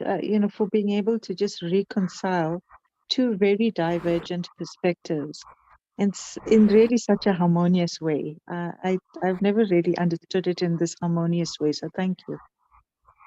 I mean, let me put it another way, which I hope is not inappropriate. But you have a couple of boys. Now, as they grow a little older, you're going to have that talk. the talk that parents have with the kids about whatever, about getting girls pregnant and how babies come and all that kind of stuff like that. So you may have that talk. Now that talk, it's important. They need to understand something. They need to understand respect to ladies and how to behave and things. But that talk, there's a difference between that talk and pornographic movies. Although in one sense it's the same subject matter. But those boys, and this is a very rough analogy, and please forgive me, I'm sorry, it's too harsh, but those boys, they're not ready to watch something like that. It's not appropriate for them. I don't know if it'd be appropriate for them later on either. I hope not. But in the beginning, you may hear some general thing. And we should know that general thing, but it doesn't mean that we have qualification to just take that medicine alone right now and focus on that. We need to be under the guidance of the expert doctor who will tell us, no, you still need some of this, you're not your body medicine. You still need some of even the vegetarian medicine. Is that okay, Nandarani? Yes, thank you, Prabhu. Thank you very much. Hare Krishna. Anybody else who's here would like to share something? We're really late. I spent a lot of time, almost half an hour just now, but really good topics. Viren Prabhu, I don't know if your phone's working. We read your comment. There wasn't much battery, but we see your name there. Yeah, can you hear me, Prabhu? Yeah. Yeah, no, sure. Not much reflections on today's class. It was a great class, Prabhu. But can I go back to a point maybe from last week's class? If Yeah, that's possible? okay. Sure. So, Prabhu, I was wondering on one of the points that you mentioned, right? And I was just thinking about that, and maybe you can help me understand and comment a bit on that. And I was thinking about the past time when Radharani dressed as a sannyas, and when she came before Krishna, and she first said, "You have to promise me." She made him promise something before she revealed her true identity. But the one thing I was thinking about is, when I think of quite a few of the pastimes where Krishna disguised himself, and this is where you can help me, but Radharani's love is so powerful and so great that when Krishna comes before her, no matter how well disguised he is, he's eventually forced to reveal himself. So as an example, even if we look at the boating pastimes, at some point in that boating pastime, Radharani knew in her heart of hearts that this is Krishna. So when she placed her arms around him, Krishna had to reveal himself. And it almost makes me kind of wonder and think that, in order for us to, and you need to help me and just, for me to understand if it's a fair comment to make. But I mean, until and unless we can understand and develop some of that mood and that love of Srimati Radharani, Krishna is not going to reveal himself to us.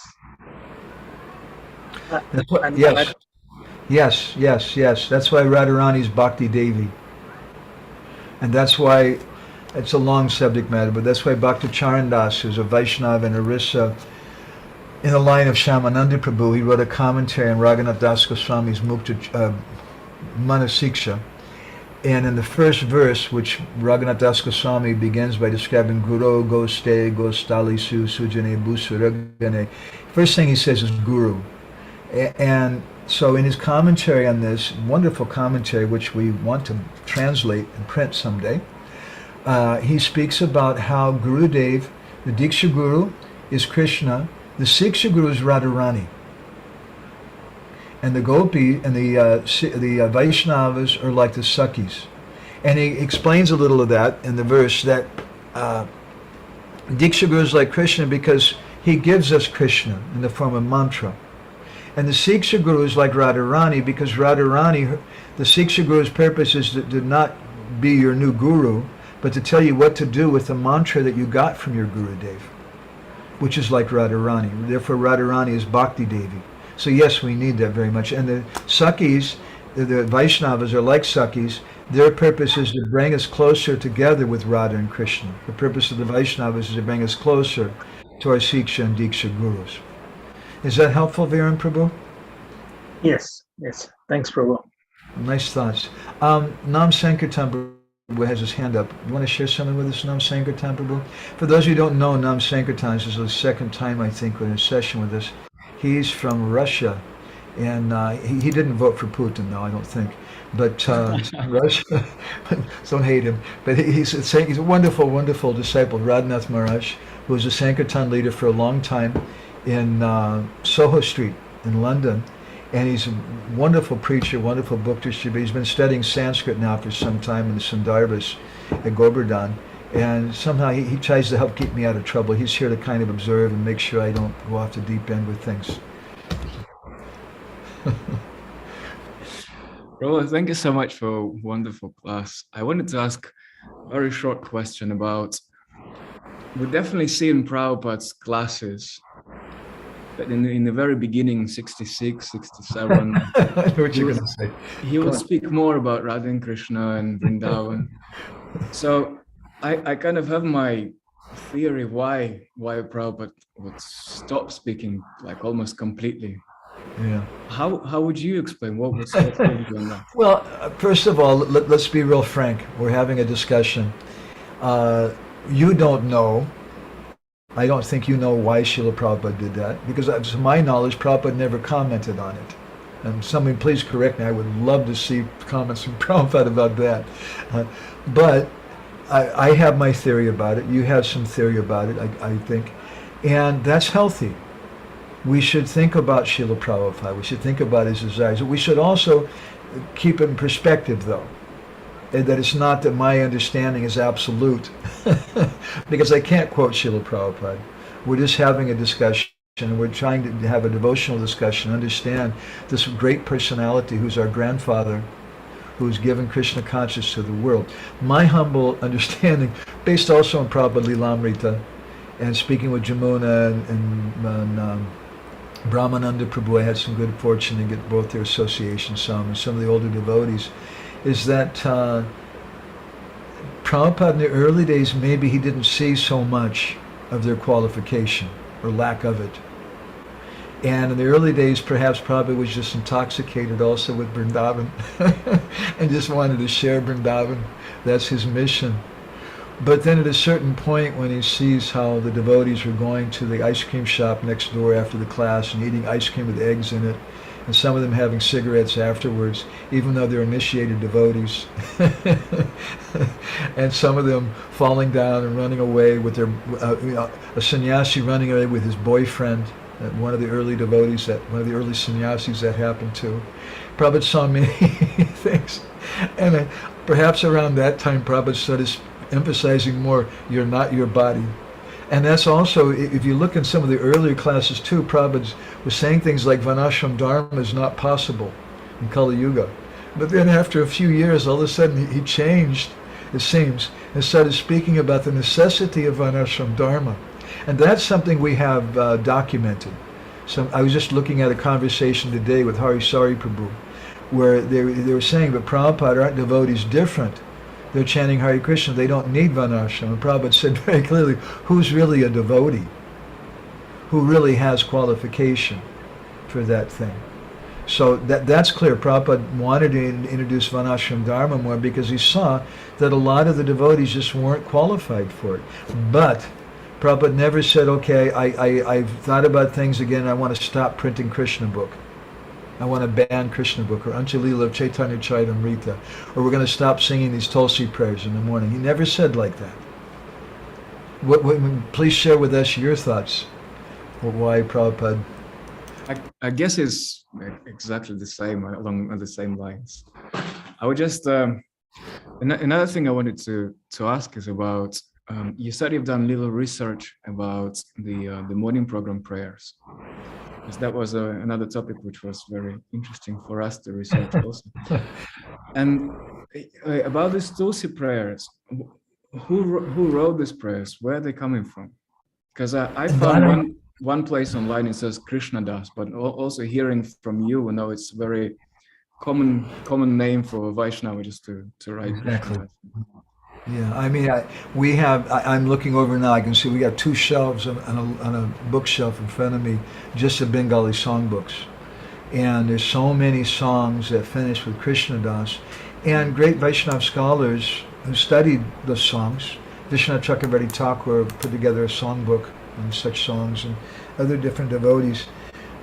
They've commented sometimes that we don't really know who wrote such and such song. Maybe it was Krishnadas Kaviraj Goswami. Well, that's a very big personality.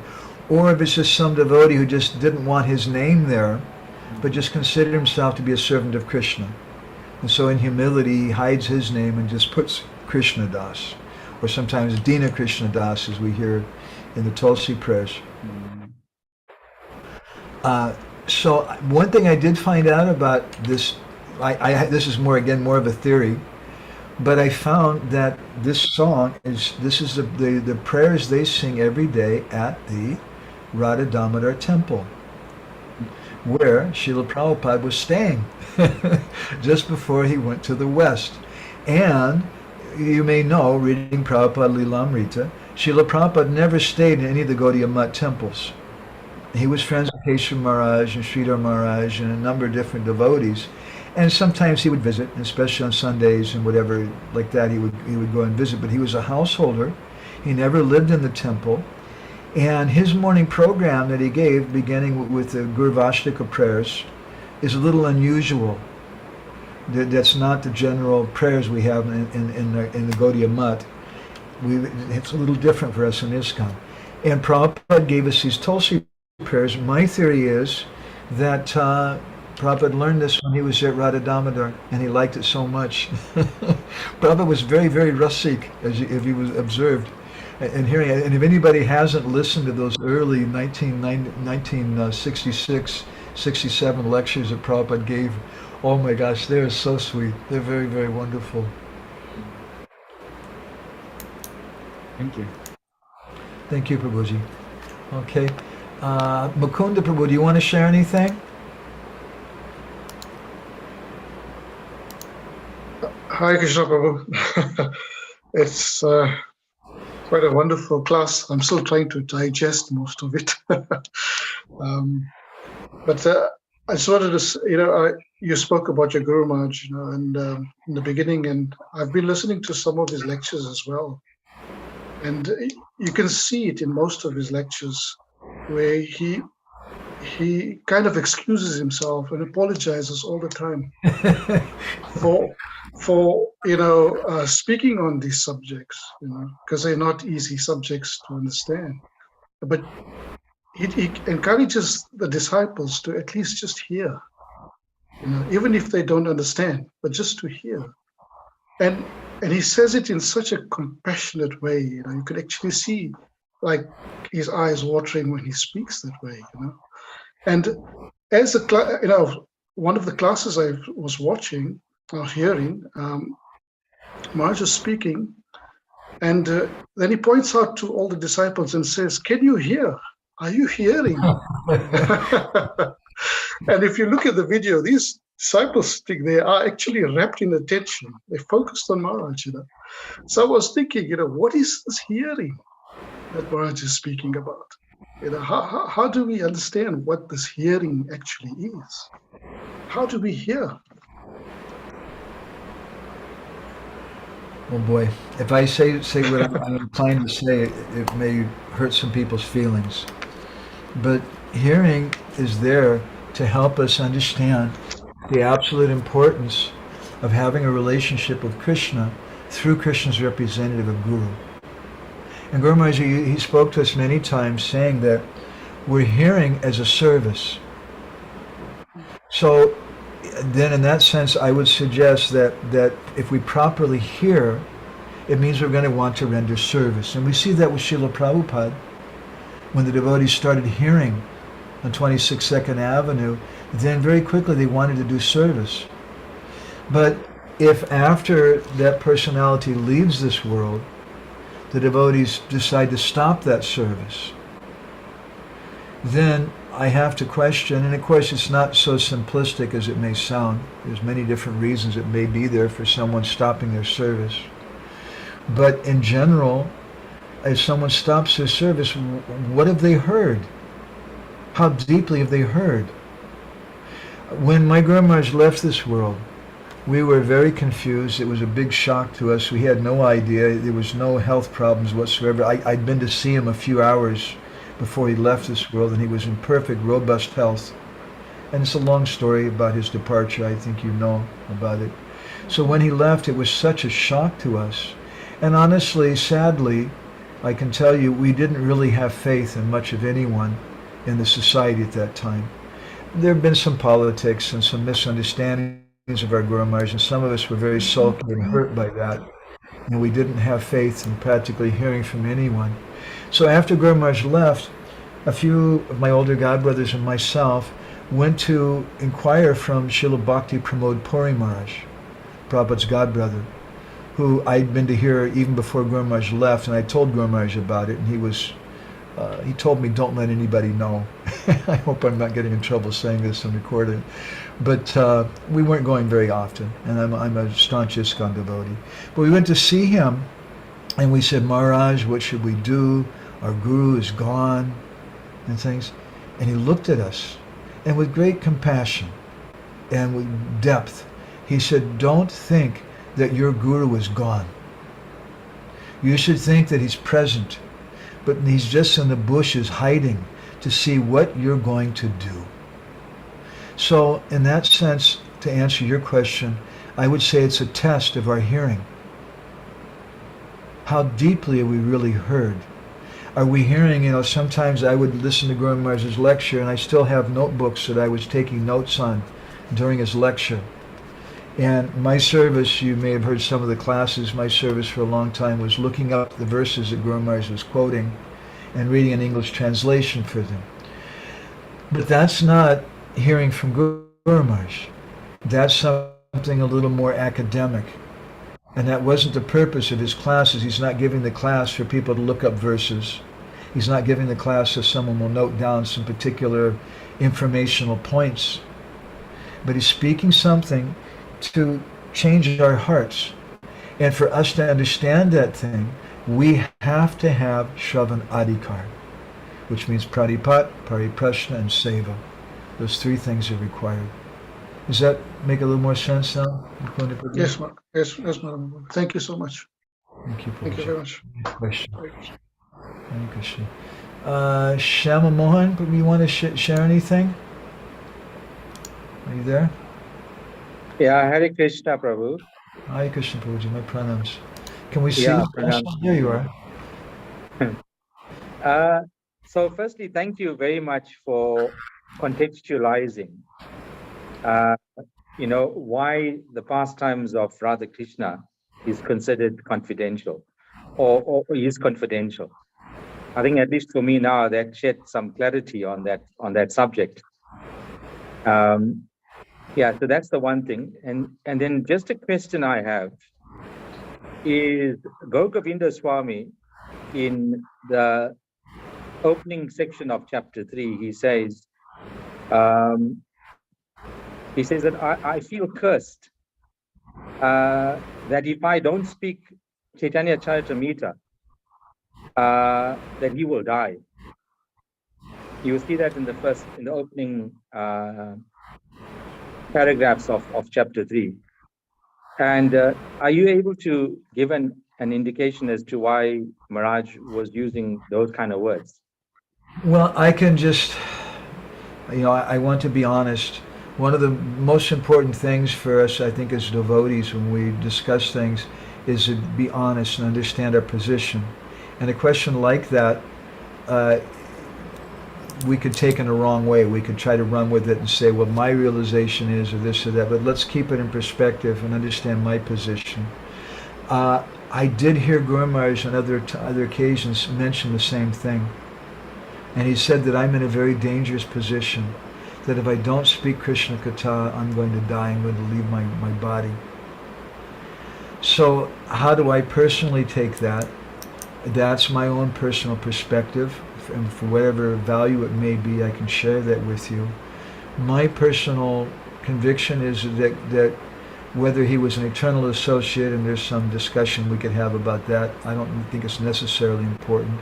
Whether he was an eternal associate or he was directed by Srila Prabhupada and empowered to do this, either way, I feel he was empowered and directed, whether he's an eternal associate or it came from Prabhupada, to speak Krishna Katha. And that subject matter was so close to his heart. And he didn't like politics. We'd sit in the GBC meetings. Radhanath Maharaj has told me many times, he said, my guru for surviving the GBC meetings is Gaur Govinda Maharaj. He said, I would watch, he would sit in the back and he would read a book or something, but he would also pay attention. And he didn't take part in the arguments or anything, but if it was something important, then he would be there. Radhanath Maharaj had mentioned it like that. So there were certain aspects of the society that I know, and I'd rather not speak about, with some personal exchanges I had with my Guru Maharaj. And we've all had exchanges like that with close friends who may express to us, you know, some other friends or some other colleagues of us in a disparaging way sometimes, or a disappointed way sometimes. And he also sometimes was disappointed in certain things in the society. I don't see that as so important. But what I see that kept him alive was speaking Krishna Katha. Alive in the sense that it gave him inspiration. And alive in the sense that it kept him in his body even. Because at the very end, he left his body speaking Krishna Katha. Which for me, speaking the Damodar Swarup Prabhu, and now I'm speaking a little bit about my Guru Maharaj, excuse me, may answer your question. Damodar Swarupa was a PhD in Ayurvedic medicine, comes from a long line of Ayurvedic doctors, family line. He won a gold medal from the World Health Organization for successfully treating AIDS patients. He's a very, very good Ayurvedic doctor. And a nice Vaishnava. He's initiated by one of Prabhupada's godbrothers, Bhakti Kusum Shaman Maharaj. With the permission of his guru, he went to ISKCON and took Siksha from Srila Prabhupada. He's no longer in ISKCON right now. That's a complicated discussion. It's another topic. But when my Guru Maharaj entered into this state, when he was speaking that story in Mayapur in 1996, Bhaktirupa Prabhu, my dear friend and roommate for the last 20 years, stays downstairs from us, he ran to find Damodar Swarup and brought Damodar there. And Damodar took Guru Maharaj's pulse. And he told me later, he said that when I first took his pulse, he was still alive. And then I took it again about 15 minutes later, and he'd left. And he told me, he says, I've seen many people leave their bodies, but I've never seen a death like this. Because there was by the pulse, there was no physical reason for him to leave. And rather, on his body, he had all the symptoms of Astasatyakara Bhav, or ecstatic symptoms. And he said one of which is Dasa Dasa, which is another subject we'll come to, actually in Embankment of Separation, another one of the new chapters. 10 different symptoms of Sudura Prabhas, or the topmost separation. The final one of those symptoms is Mrityu, or death. And he said, I've never seen someone, he said he just became very ecstatic and just left his body. So whether you want to accept that or not, it doesn't bother me. I'm just repeating what I heard from Damodar Swarup Prabhu, and whatever credentials he may have. I have some faith in that thing. And it seems to me that his level of relishing Krishna Katha was incredibly deep.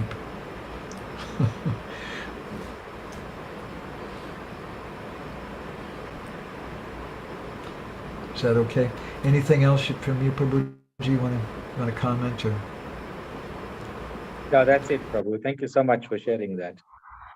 Hare Krishna. Hare Krishna. Thank you. I feel a little shy sharing things like that sometimes because there's a saying in Orissa that I have a small mouth, but I'm trying to say something very big. So I'm a very small person. I'm trying to express something which is way, way beyond me. And I'm shy about doing it because there's a danger. The danger is also that I might start trying to take credit like I'm such a person or because I'm the disciple of such a person. But we've seen that there's been many. Gandhi is a famous person in India, but his son is infamous for being a drunkard, a womanizer, a drug addict who became a Muslim and died of a sex disease. So what's the value of a bad son of a good father? So just because we're initiated by a particular person doesn't mean that, yes, I'm anything. Anyway, thank you, Shamla Prabhu. Himante, do you want to share anything? Hare Krishna Prabhu, please accept my obeisances. I did put a comment in the chat, so I just Let's also look at it. feel, yeah, just a small comment, and you just feel fortunate to be able to hear such high subject matter in appropriate association and through appropriate sources.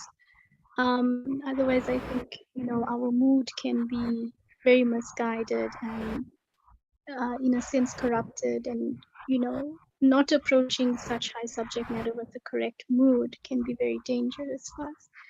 So thank you. Thank you. I think that's the appropriate way to respond. It's an honest way. Someone could say, what is the appropriate way to respond to these things? Well, I'm going to memorize verses from Ujjwal Nilamani and Govinda Lilamrita, and I'm going to quote them in my response to the class. And we may think that's the proper way. That's the improper way. Rather, we should think we have no qualification. We're just here to listen to something. As my Guru Maharaj oftentimes told us, and it's in the beginning, I think, of chapter 3, you just hear. Or Srila Bhaktisiddhanta said, you should know such things exist. Not that you want to run around singing it everywhere, but you should know such things exist. Okay. Thank you, Hemante. I really liked your comment. Thank you, Prabhu. And I've started reading Krishna book. I think I was inspired from the last class. And yeah, I also read, the preface by George Harrison, and it was just so wonderful. And I also thought of how I could use this when I go out on book distribution as well. So Yeah. it was inspiring. I don't know if you can tell them that George signed the book, but it works if they're stoned out of their brains, they're rock conscious. Okay, thank you, Hemante. I appreciate that. Chaitanya Prabhu, do you want to share anything? We're quite close on tight on time. My comment really is that I think a lot of us struggled with this concept, also looking at these high topics, primarily because we were taught almost in a way that you need to overcome a lot of your anarthas before you can enter these topics. Whereas reading some of these verses, it seems there's a little bit of simultaneous elements to it, meaning you overcome a bit of your anarthas, but you start getting more attached to some of Krishna's leelas and understanding the proper perspective. And that's the fuel that will actually allow us to, if I can put it in inverted commas, really be anartha nivritti. So I think that's part of the challenge, that dynamic that's there. But obviously doesn't mean that instantaneous understanding that we don't have those anarthas. We'll still go through the process. We'll still need to purify those anarthas while looking at these higher topics. I think the challenge would be, how do we digest it all in the right way without being offensive to some extent, Beautiful. Yeah, and that's, my Guru Maharaj used to sometimes say that your only qualification is your disqualification. Or as there's a verse, I think this was written by Sanatana Goswami, it was Rupa Goswami. Na prema shavanadi bhaktirapi vayogo tava vaishnavo jnanam va subhakarma va kiyadaho jatirapyastyava. He said, I have no prema shavanadi, I'm not hearing and chanting. It's not like I can be proud, yeah, I'm going to Mangalartik every day, I'm hearing and chanting so nicely. Na prema shavanadi bhakti, I have no bhakti. I'm not even a yogi, I can't control my senses. Indirectly, that's what he's saying. But I just have this one hope that Krishna will be kind to me. And that means through the realm of Gurudev. And he's praying to Gopinath in that verse. So it's a kind of tension that's there. A tension of honesty where our only qualification is our disqualification, with the very things which are keeping us away from Krishna. Those same things can actually be an impetus to help us come closer to Krishna, our anarthas, if we acknowledge them and we cry in a very hopeless way, and we feel ourselves completely unqualified.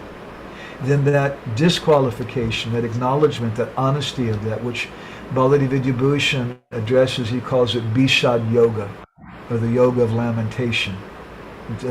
Bish means poison, Ada means to accept. Bishad, the word, as a compound word, means lamentation. But as a compound, Bish means poison, Ada means to accept. It's a yoga, how I'm going to connect with God through lamentation.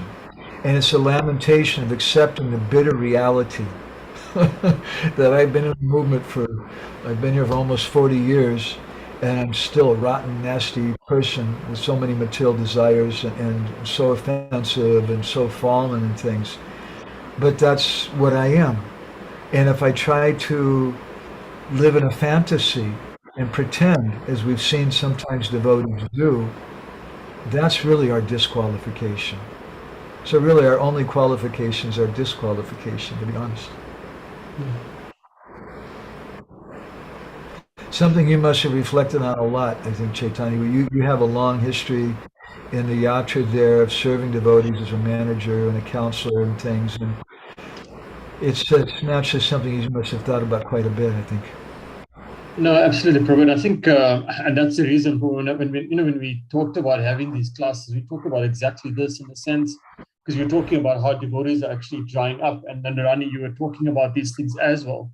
And that's exactly the challenge, and you're kind of opening the eyes to this, and I think that's the difficulty. We haven't given enough nourishment for our devotees, and they tend to move away.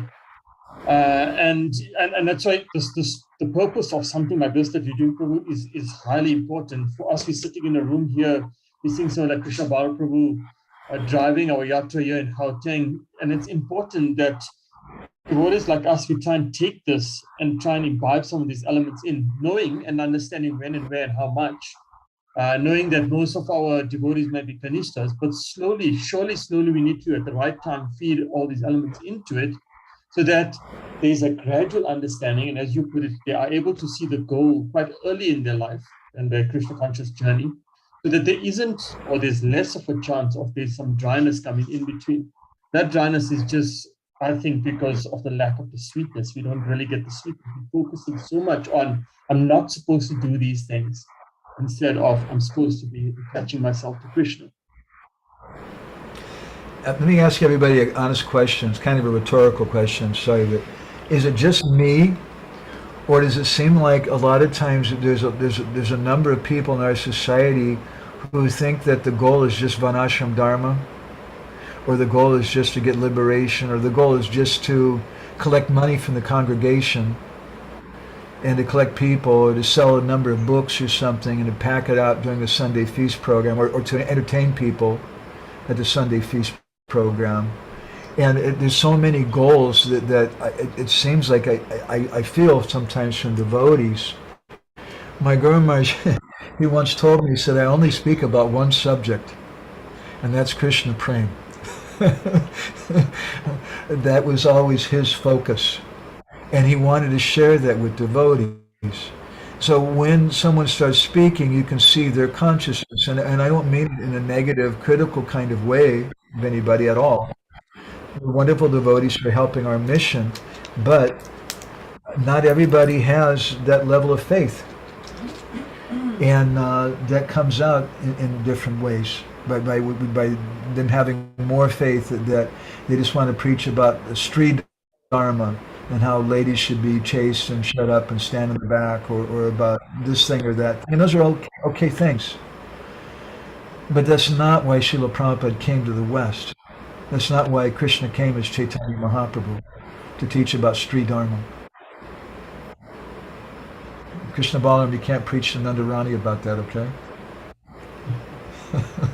I can't, Prabhu. She just brought me ice cream. I can't preach at all to her.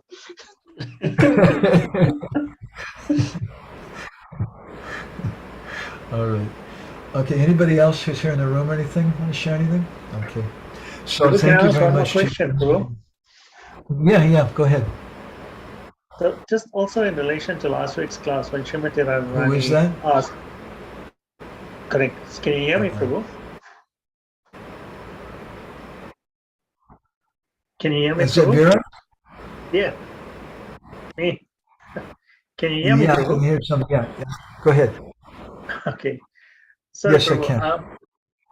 So just in relation to last week's class as well, when Srimati Radharani asked Krishna, she said, "Give me your sulkiness," and so there were two things she asked for. I forgot what was the second thing. Does it mean that going from that point forward, Krishna never then sulked if he ever came across so if ever he didn't meet Radharani, does it mean that Krishna then never sulked? So that Radharani Krishna take never that sulked. sulkiness. So remember when Radharani asked Krishna, she said, "Give me your She asked sulkiness." Krishna for sulking. Sorry, That's an Prabhu? interesting question. That's an Yeah. interesting question. Prabhupada was once asked a question, can God do anything?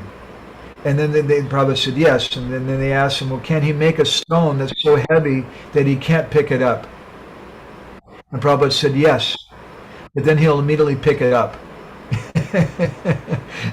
So in the same way, Krishna's pastimes, which we'll hear about later in this same chapter, Guru Maharaj speaks about how they're full of contradiction. And so that's what comes to my mind when you ask that question, that Radharani's taking away Krishna's sulkiness, but at the same time that sulkiness may come again, because it's a part of Radha Krishna Leela. That man, or sulkiness, is one of the four different types of vipralamba, which we'll speak more about as we go along in this book, a separation, which is necessary to keep the mood of Radha and Krishna sweet. Is that okay, Viren Prabhu? Yeah. And then, Prabhu, if I can just make one more comment, if you don't mind. Yeah. So, and I'm hoping that maybe at some point as we progress through this, the Sangha, that maybe you'll touch on it. I was just thinking also then in relation to last week's class, something struck me this week because during the week I had a lot of time to think. But I was reflecting on one of the lectures where, Radhanath Maharaj mentioned once that sometime, in one of Prabhupada's lectures, he asked his disciples, he said, "So who is God?" And all of his disciples responded and said, "Krishna is God." And Prabhupada said, "No." And, then everyone was like kind of stunned. And then Radhanath Maharaj went on to explain that Prabhupada said, "Radha Krishna is God." I don't know if you've heard that point or that class that Radhanath Maharaj has given. I have. So it was That's just a beautiful point. And I just, for me, that was something that struck out when I was just thinking about last week's class some more during the week. And I thought that's a very profound statement. And hopefully we can delve into some of that at some point. Or maybe some of that will come out through as we go through Embankment of Separation. That Krishna is not God, Radha Krishna is God. Yeah, Guru Maharaj speaks some about this too, that unless Radharani is there, we're not interested in Krishna even. And was it Srila Bhaktisiddhanta Saraswati? I think he said that in one place. It was him. He said that the only reason we're interested in Krishna is because Radharani is his devotee. Otherwise, so we have to have both. We are ultimately in our line, we want to follow and be maidservants of Radharani. But we please Radharani by worshiping Krishna. If someone goes and they're chanting Radhe, Radhe, Radharani will become angry. She doesn't want to hear that. She wants us to chant Krishna, Krishna. So we please Radharani by chanting Krishna. And that's a secret we'll hear more about later on in this book also, about Nam Bhajan. What is it? The Nam Prema Mala chapter. I forget what chapter it is now, what number, but there's a chapter called Nam Prema Mala, where Guru Maharaj will speak about that. A very, very deep, profound subject. Okay, thank you, Prabhuji. One little bit of advice or kind of request, whatever advice, I guess, for everybody. Please get a lot out of this. I hope that everybody really benefits as much as you can from this book and our study of it. And this is not a static subject, but it should be ecstatic. And it's not just limited to me trying to make some presentation with my limited consciousness and my limited understanding, but it's all of us together. And one thing that would be beneficial, I would suggest for everybody, read through it, take some notes. You have a PDF file, you can even take them on the computer or something, highlight certain things that you liked, you have some question about or reminds you of something else, take some notes on it. That'll help you. My Guru Maharaj spoke to me like that. He said, you should hear, read, write, and speak. Those 4 things. You hear from a proper source, you read afterwards to help you remember what it was that you heard, then you write it down. And he says, and then after you heard it and you read it and you wrote it down, then you can speak it. And by speaking, it will become yours. He said like that. So that's my humble suggestion for everybody too. So we'll continue with this 3rd chapter. I hope it doesn't disturb anybody that I'm going so slow. Because for me, the real nectar is when we look at it with a magnifying glass. If we just go run through something really quick, it's not so sweet. But when we go through it slowly, and I really wanted to focus on this beginning point, just the first couple paragraphs about qualification of hearing today. Okay, so thank you all so much, and I guess we'll see everybody again next Sunday then. Srila Prabhupada ki jai, Samaveda Bhakta ki jai, Vancha Kalpa Darubhishcha,